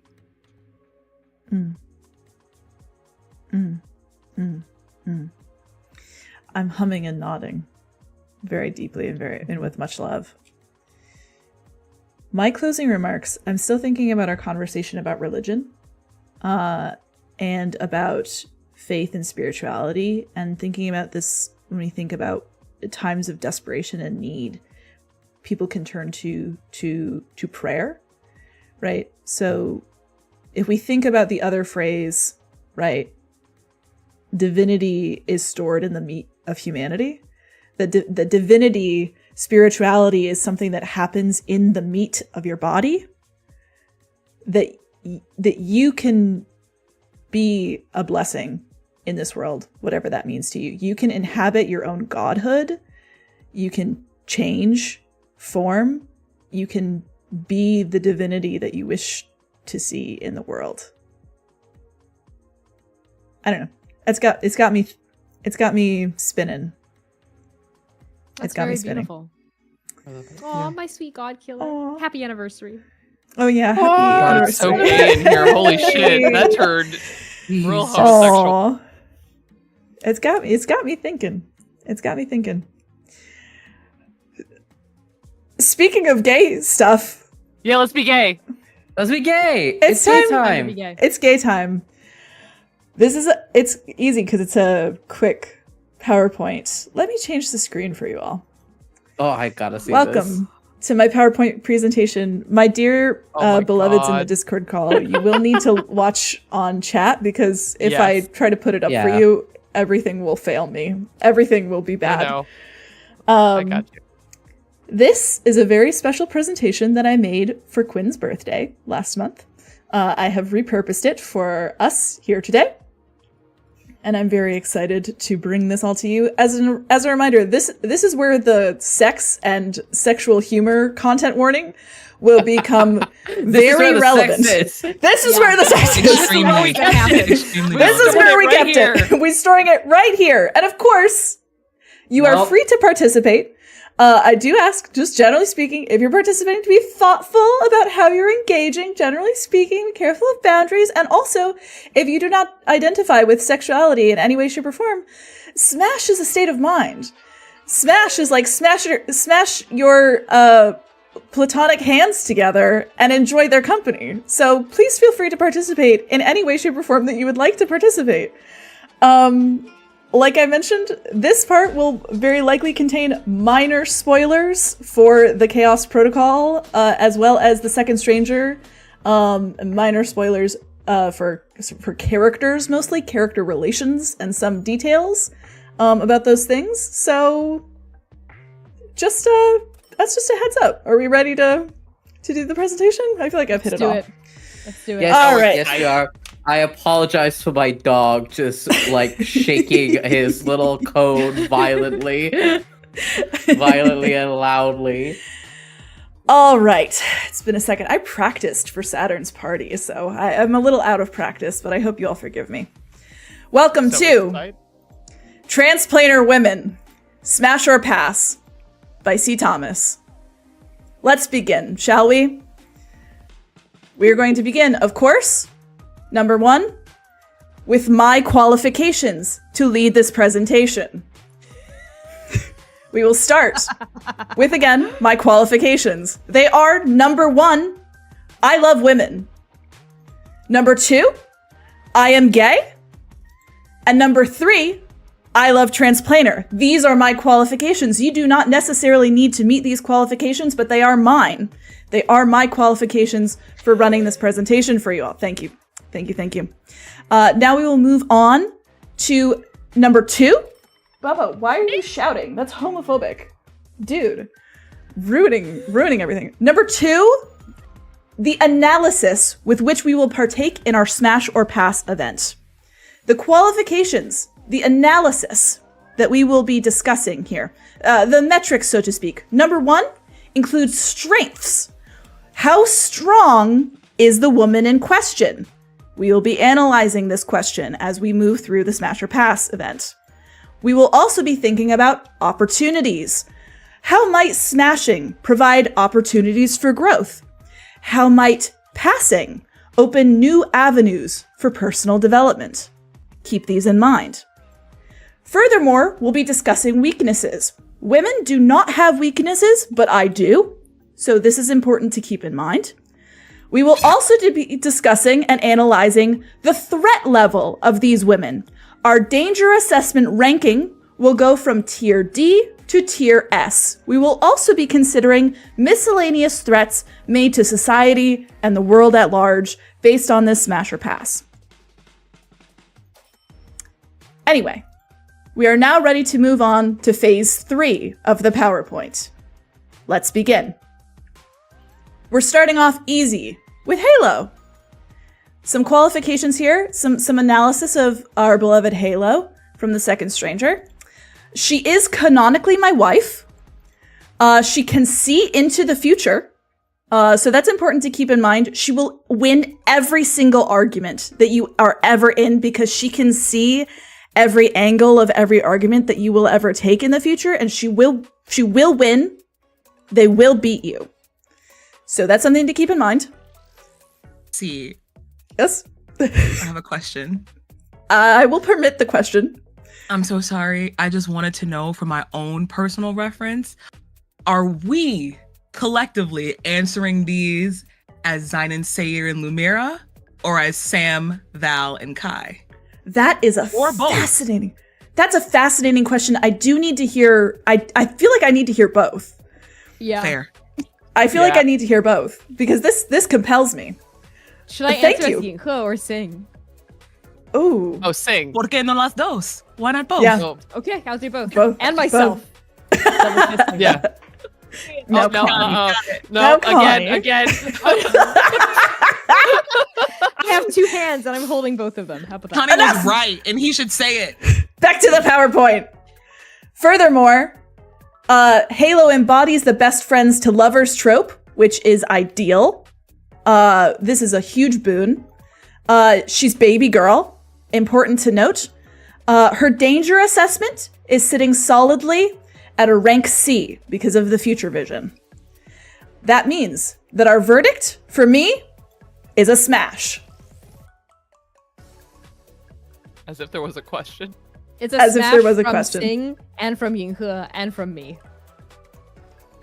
Smash from Sam and Lumira. Yeah. Kai and Zynon both absolute yes smash. Yes to smash except for Voska. Oh my god, Yeah. bring Oh, Voska Now in. you gotta answer Yeah, for Voska's in the Voska chat. too. Oh wow. I gotta answer for Voska too. Speaking of which, we're moving on now to Atalanta, also from The Second Stranger. Atalanta. Holy fuck, she's hot. I mean, I made this art, but like, what the fuck is wrong with me? Like, woo! Okay, hello. Answer for she- both Sam and Lumira. Raw. Next question. Already on fire. She's a world leader, which is a huge positive if you're power hungry. Underwater sex is a possibility here, which may be engaging and exciting. She is, however, extremely monogamous. This is something to keep in mind. I would be a home wrecker if I smashed. This is important to keep in mind. I would be a home wrecker. For this reason, her danger assessment is at a rank A, and my verdict is a pass because I cannot do that to Voska. I'm very sorry. I will respond with an obvious smash from Voska and a pass from Val and Sayer because we respect Voska. Sing smashes. I don't know Voska, Yeah. so Lumira's. Yeah. Lumira's like, Zyn's So gonna what are see you her doing later? disrespectful, absolutely. Have your back. No. Home, consider that home wrecked. Moving on to Rev, also from The Second Also Stranger. me, This Kai. was for Sit Lollies. You can't This just was do for- the smash. It should have been me! And by that, I mean me, C, the person. I had such a crush on Rev, by the way. Like, when Rev Still first do. appeared, I was unwell. Yeah, I I was was like, unwell. still do. Oh my I was god. unwell. Oh my god. She is loyal beyond death. She's a knight. Heart emoji. She's troubled. Woo! Awooga. Oh, Bow Bow. That's so cute. Baby boy. However, Baby she is boy. jealous. Almost Furthermore, said something. I'll be quiet. you're getting my like real big cackle. Her danger assessment is sitting at a solid rank B for this jealous tab. Verdict: hard smash, Yeah. firm smash, definite smash. Zydon would like beg Rev to break him in half. Let's go. Oh my god. Sam and Lumira are both filthily on their knees. Mm. Smash. Yeah, that's a smash from all three of me. No, Voska would say no. Obviously, I think Sayer would find Rev attractive, but I don't know. I'd be very curious to put Rev and Sayer in a room together. Maybe bros. I'd think. Maybe bros, shake I them in a think. box. I Yeah, feel like they I could think kiss a little in the I feel like like it's the. I Maybe- feel like yeah. I feel like it would be like the opposite an experimental dynamic. kiss. It's like it's part of me feels like it's the opposite dynamic of Sayer and Cove. And Would Cove, be Sayer and Yeah. Rev. Yeah. Yeah. The only Mm. thing is that Rev is canonically a lesbian, so if Sayer is a man of Yeah. any kind. Yeah. Yeah. Fair and true. So, It's and just a bossy round unfortunately, two then. Yeah, Yeah. a bossy round too. Pretty much. Round two. Be valedictorian smash. Please continue. You're right, and you should say it.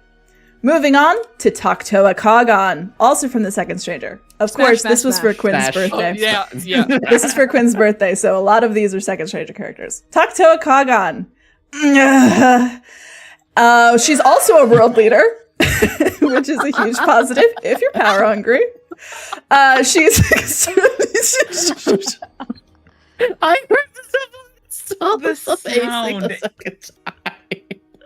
The sound. Oh, the things I do because of Patreon poll 1. She's extremely competent. She's a playboy. She's a huge playboy. She does use daddy pronouns. That means her danger assessment is a solid rank A danger. However, my verdict is still an unequivocal absolute smash. 110%. Smash. This is Smash, the first time that smash. Zion and I are in different places just because. Fun fact: I actually know a lot about her because one of the very few times that I was in Translator before being in the Chaos Protocol, I was in that world, enmeshed in that shit, and I was reading a lot, and I think I'm very fascinated. But me, Kai, I'm gonna pass because I can't stop thinking about my sweet angel Olay, and but Zion would. Olay 1000%. mention. Yeah. Olay mention. Sam would smash. Lumira?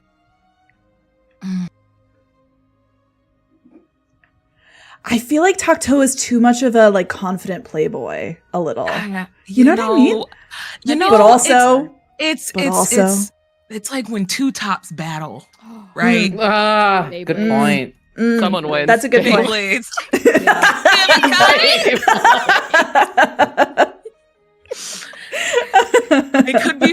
It could end up being fun, or someone could literally end up being stripped from the shreds of reality. So kind of a toss up. I might have to say pass for Lumi. Fair. Okay. Val? I mean, probably for Valedictorian, absolutely a smash. Voska, I think a Biku likes Taktoa, and therefore I will not intervene. And Voska, you're perfect. Sayer, no. Now, on to Old Mama Lightning, also from the Second Stranger. She is a cougar. She is also technically a crime lord. She might zap me. These are things to keep in mind and I've ranked her danger assessment at a firm, also a rank A. And my verdict is a pass because she frightens me. I'm afraid of getting zapped. Although, you know, like maybe. You might like it. Like it's like a pass, but like ask me again next year. You know? I'm with you. I'll try it. I'll try it once just to see what it's like. I may or may not do it again. Yeah. Meanwhile, Zion is canonically attracted to thrill seekers and dangerous people. So the higher the ranking, the more likely the yes is. Oh boy. It's a no from Valedictorian, a no from Sayer, and as Voska, I've already spent enough time in a room with Old Mama Lightning. I would rather never spend more time in a room with Old Mama Lightning. Thank you. I love this in-character assessment. Yeah, the in-character assessment is really getting me. We know how much you miss her. You answer in character. Now we all have to answer in character. Right. Got it. Thanks, Val. Yeah. I miss her. I can tell how much you miss her. For Connie, it's a no. Mostly because like she makes me think of my grandma. For Honey, Sing, please. it would be oh, you know, I'm sure she's a lovely person, but I miss Sing's voice. no, thank you. I think no, thank you. A polite pass. Who would just be a yes. That's accurate. Yeah. Oh, that was good. That was a good deep hearty laugh, Connie. Thank you. Moving on to Mercy. Oh boy. Here we go. Smash. Here we go. A huge, messy butch. Note Please note the capitalizations. Sitlali might be there. To me, that is a boon. A huge boon, in fact. Shuryang might be there. That is a huge bane, however. Or a boon, depending on who you are. She drives a Jeep. You do get free membership to her ex's therapy support group. This is also a bane. This is not a good thing. For that reason, her danger assessment is firmly at a rank S. Yeah. And the verdict is, of course, a firm smash. An unequivocal and decided smash from me. I need to hear from each of you now. Buddy. See, you should do it as Artemis too. Oh god. I am so deep in present. I'm the presenter now. mode? Okay, got it. This is Gotcha. its own OC. Yeah. All right. Yeah, for sure. Fair enough, C. Fair enough. Okay, Mercy. Whew. It is very rare that I'm frightened out of a situation. That might be too much.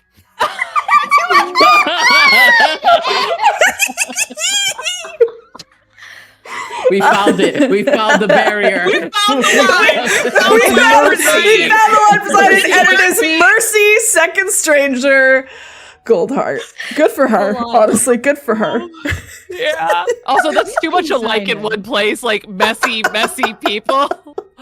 Imagine them just making each other exponentially worse. Oh, I feel like Jesus. they would maybe like start to like do it, but then there'd be a moment where like Mercy just looks at Zion and is like, "What are we doing?" I don't know.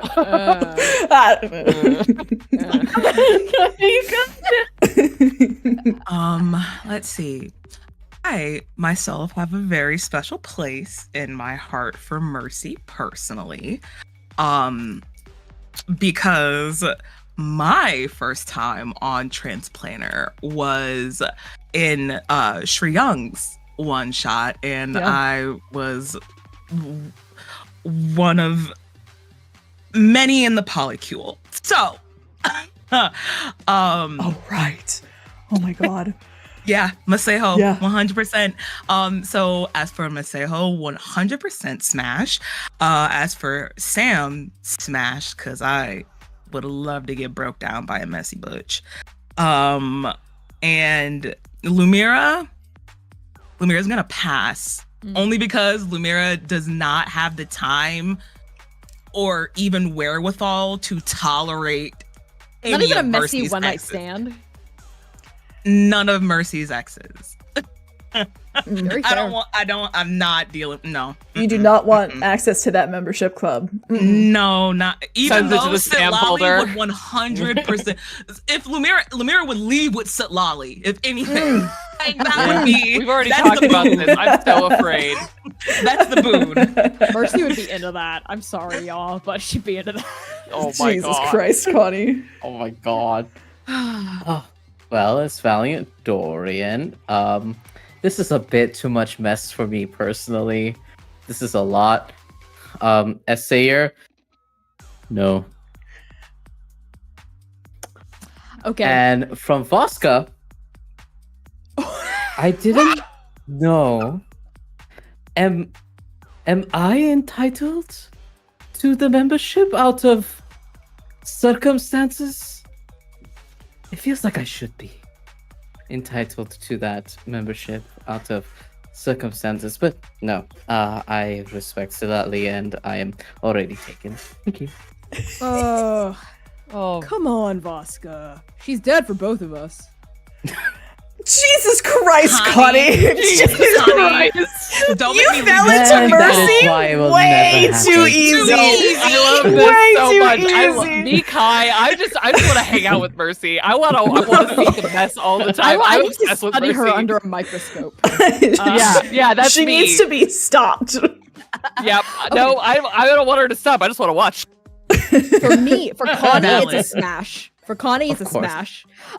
For Sing, well, okay, sure. Yeah, why not? All right. It's a smash from Sing. That would be Ending up- mess. Yes. I know who Yinghe is dating mess right now, so this tracks. This Fair. is wild. This is wild. What is Pause, wild is Teflon. what's coming next. Lilith, also from the Second Stranger. Oh my Lilith. god. Damn it. Some notes on Lilith.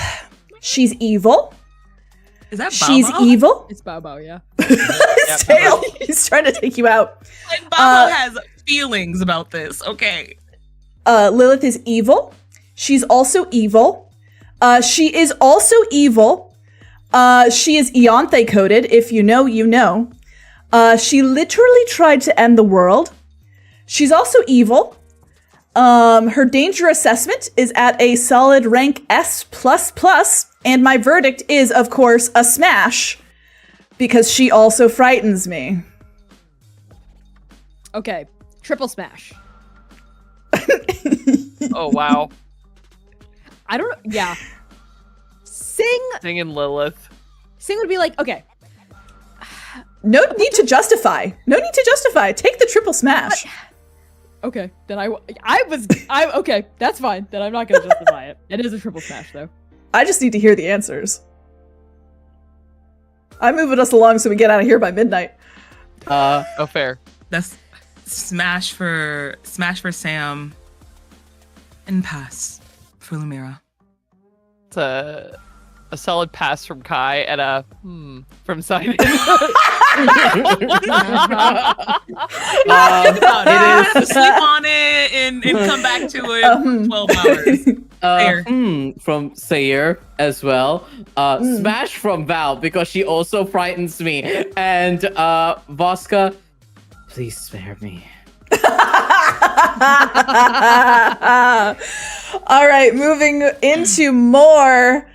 Ualani, also from the Second Stranger, also known as Dewey's ex-wife. Triple smash. That is the that is of course the first bullet point. Ualani is Dewey's ex-wife. She is a hot divorcee. Good to keep in mind. She might have snacks because she is a mom. So if you like snacks with your sex at all or your smashing, I was about to say getting fucked and fed. Smash! bang! Listen, inventor hex strap. Anyone? I don't know. She's got some neat tricks up her sleeve. I bet would help a single mom de-stress. would. Her danger assessment is at a solid rank D because I am not Dewey Quirk. So my rank and danger assessment is at a solid rank D. Of course, my verdict is a firm smash. Bubba's Dewey, tail you is know I really- love you. Like, genuinely. This is Sam. Sam loves Dewey so deeply. I love Dewey so much. And I mean this with the utmost respect, Dewey. Smash. Yeah. Got to. Yeah. Got I to. mean it disrespectfully to Dewey. I'm gonna smack it. Never disrespect Dewey. Dewey is my baby. I would never disrespect Dewey. But I would disrespect his wife. I feel like Sing would say no just because she has complicated feelings about mothers. That's Oh, real. really? That's real. You know what? Fair. Don't want to Yeah. get caught up in the mommy Yeah. issues. Got it. Yeah, That's real. Or she might do it, but then have really weird feelings about it. And Yinghe is a yes. I don't think there's a single person Yinghe would pass on. Actually. We'll see. Honestly, the list is it's not very yet over. valid of Yinghe. We'll see. We'll see. Yeah, that's true. It's not yet. Yep. Because Zynon has complicated feelings about mothers, yes. Jesus Christ. You are never beating them allegations, Zynon. Oh So, Lord. listen, from the Chaos Protocol dad to the Second Stranger dad, Dewey, come on, man. The noted redemption in chat is really funny, by the way. That's really I love funny. Ualani. I think she's wonderful. So Kai at 10,000% smash. Oh my god. Wow, wow. That's my son. Help me. Look at his grumpy eyebrows. I was like, he He's looks so so cute. pissed. Um, Get me out of the Val? fucking camera, Dad. Val, smash, Sayer, for similar reasons to Sing, probably no. And Voska, well, if she asked, I think it would, if that's something that she'd find helpful, certainly. This is our first Voska smash aside for that, Atlanta. Well done, Ualani. Oh my God. Well done. I love it Wow. here. That's a fic I need on my table by breakfast. By the way. Moving on it now happen. to Fate. Yes, I included Christ. Fate. Okay, smash pass for obvious reasons. Oh, I'm not done with my PowerPoint slide. Excuse me. Oh, boy. Literally a Shouted concept. at me. Literally a concept.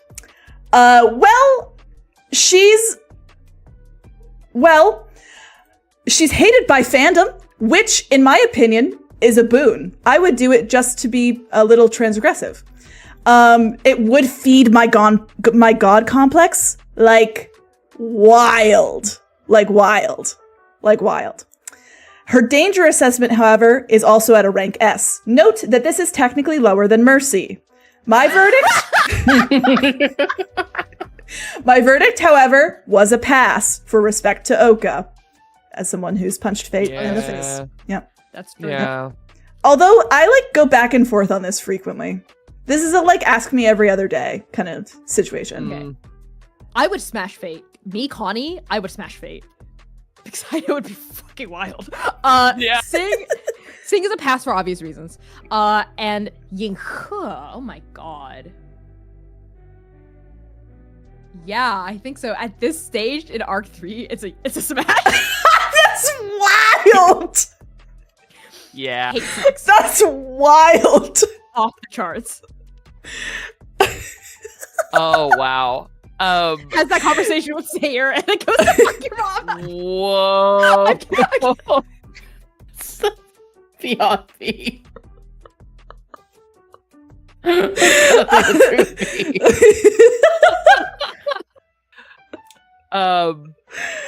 Me, Kai. This is dramaturgically incorrect, by the way. That dramaturgically I'm absolutely having fun incorrect. with this. Connie's just on a power high. Jesus Christ. Me, Kai. No, too afraid. For current Arc 3 reasons, Zynon is a hard pass. Yep. I'm curious about Voska. Sayer, no. Val, yes. Oh! Voska. Voska. No. Yeah, with the bridge. With the pinching of the bridge, with the sigh, the Yeah. same agonizing sigh where she was like, "All right, Wolf, do it your way." my favorite. Moving on now. Hold on, I need Wait, to what change about the music Lumira? back to. Did we Hold on. already Yeah, what do about that? Lumira? Oh, we didn't get Lumira. I don't know how to go backwards. Wait, yes, I do. Okay, there we go. Pretend you didn't see that.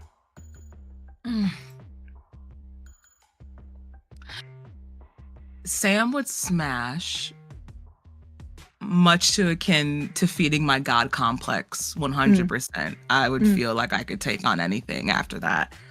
For Lumira, smash.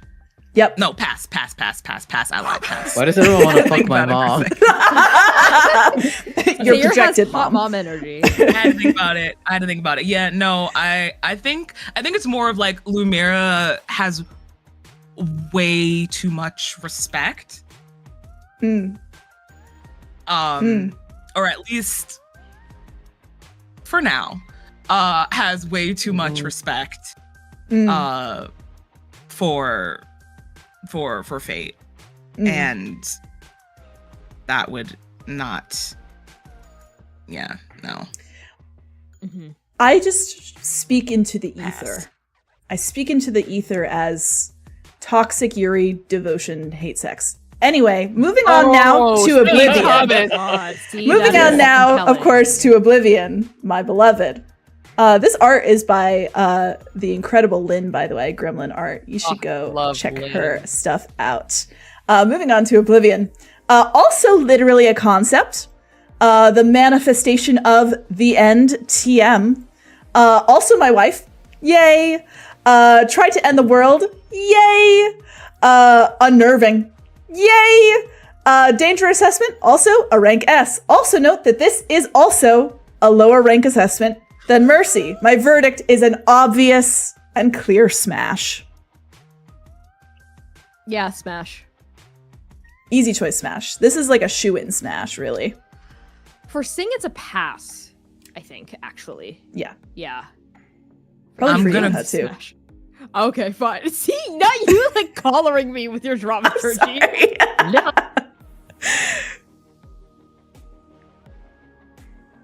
What were you saying, Sam? Oh, I was laughing at Connie saying they were being collared. Oh,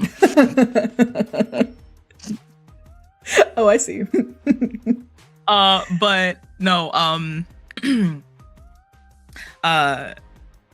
smash for Sam. Sam loves danger. Go to the previous answer about God complex, and that's Projected that is- here. mhm. Mm. But as for Lumira, that's a definite pass. Yeah, Yep. that makes sense. Definite Yeah. pass. Tracking. Yeah, the whole Tungal thing. Mm-hmm. Yeah. Kind of don't have parents or family or friends Yeah, or that's- a home anymore. No thanks. I was crazy back then. So women can't God. I have know what the nice hobbies. sound. Anyway.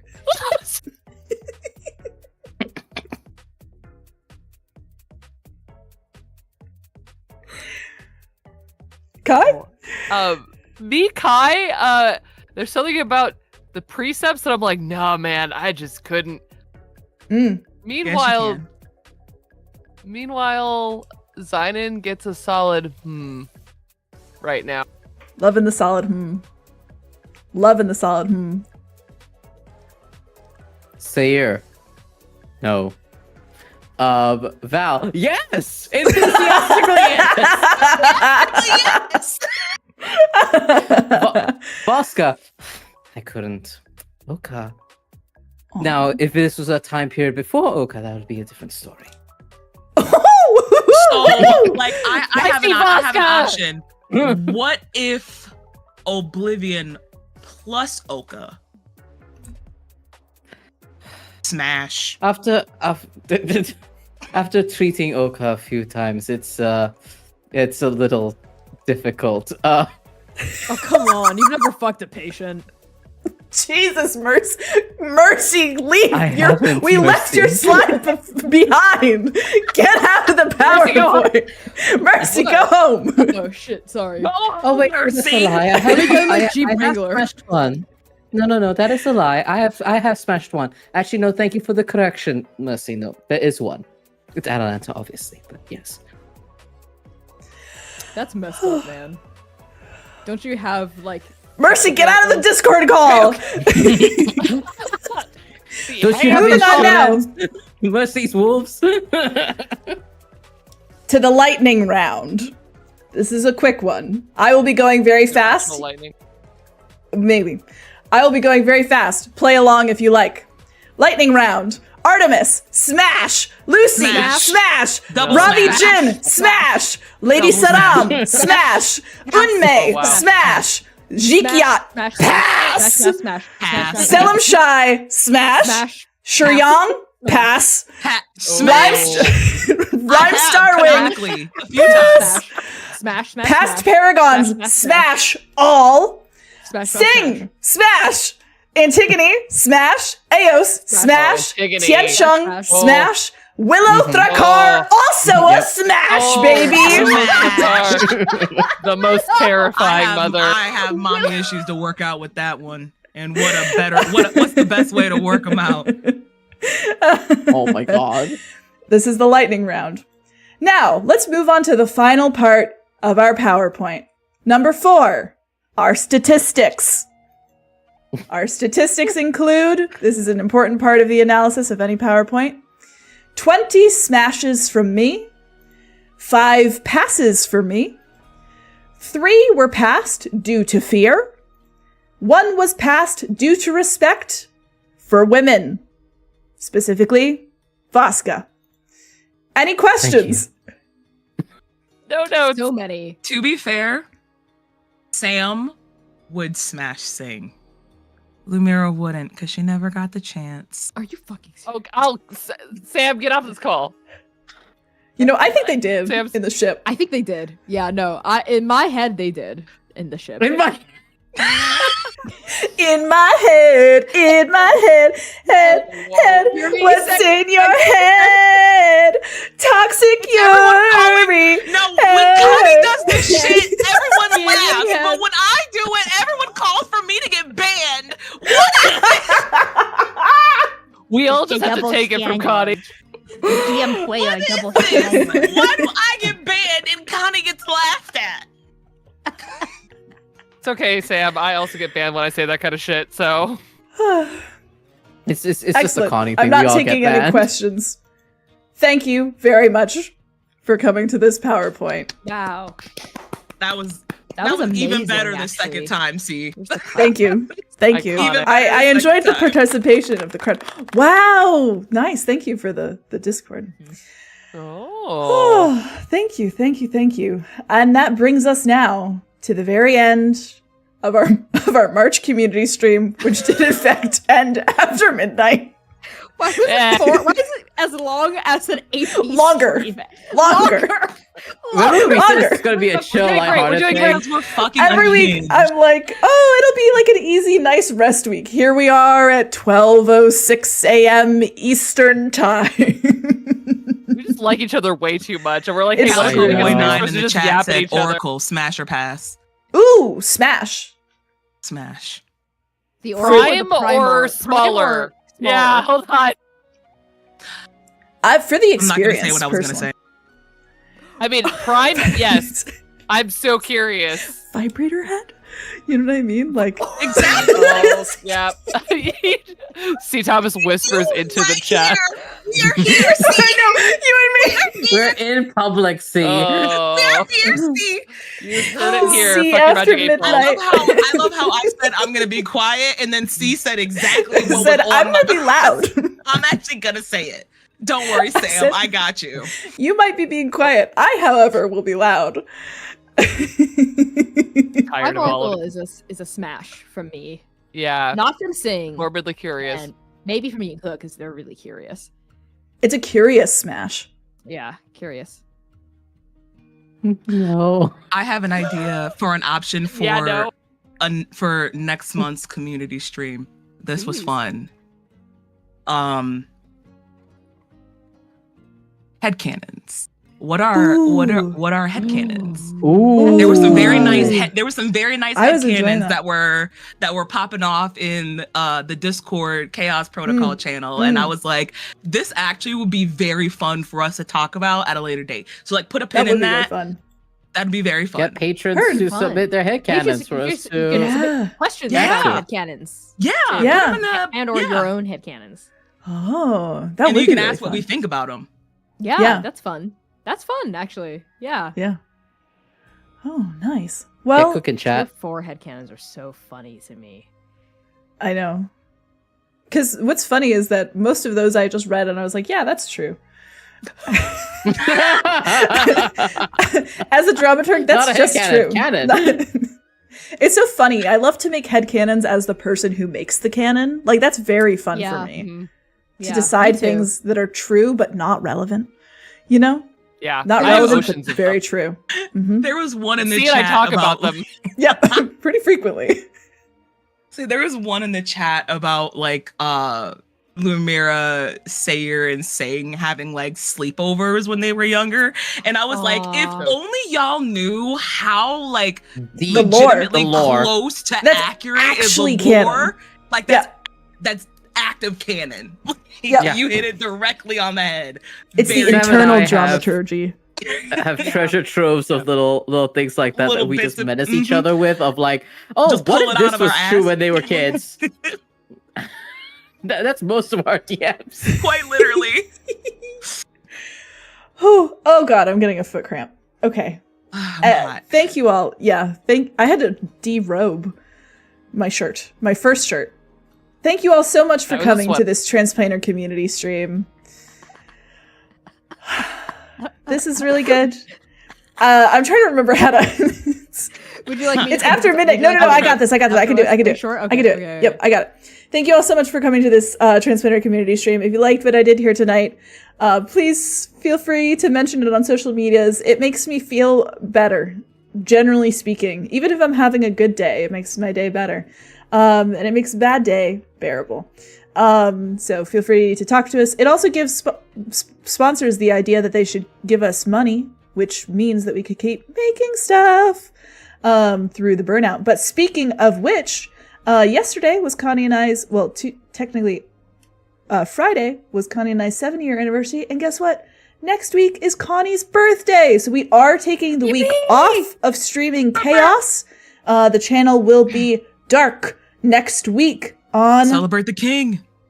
March King Connie. 29th. So you get an extra week to catch up because after that we are going into the very final few episodes of Arc 3. Y'all ain't ready Yeah, for no, it's what's gonna be- coming. yeah, it's gonna be I'm wild. not ready. What are you Not talking ready. I'm not ready. I have been Coming. scheming. It is going to Yeah. blow I'm just a guy. your I'm just shit fighting. out the water. Just wait. Okay, Sam. Now I'm getting nervous because Sam and I have Sam's been right. scheming. We have been Help. very intently. Y'all are yeah, ready. it's gonna be good. I have a okay. I'm not gonna show it on stream, but know that on the other side of this is a whiteboard that contains my GM beats for the rest of the arc. Yeah, we like And it's mapped been it out. sitting there for weeks. Yes, it's gonna be a hell of a time. So they can't see it, but we can, right? Okay, you can We put get this to know that way. about dramaturgy meetings, right? We will see you back here in Hey. March, everybody. I'm It's actually gonna April. hang up. That was April, very April. unsettling. That's April. not how that works. Oh my It's god, April. April! Yeah, we're gonna April see you back 5th here. will be the next Chaos Protocol episode. We will see you next time, Saturday at 8 p.m. U.S. Eastern Time. Be aware of the time changes, which we hate. Thank you all so much for tuning in. It's time for us Oh, we to go love lay Lumira. down. We love Lumira. We do. Never in question Love her. to me. True. That's my main character. Thank you all so much for coming. I'll catch you all. We will catch you all next time. Bye. Bijou. Bye.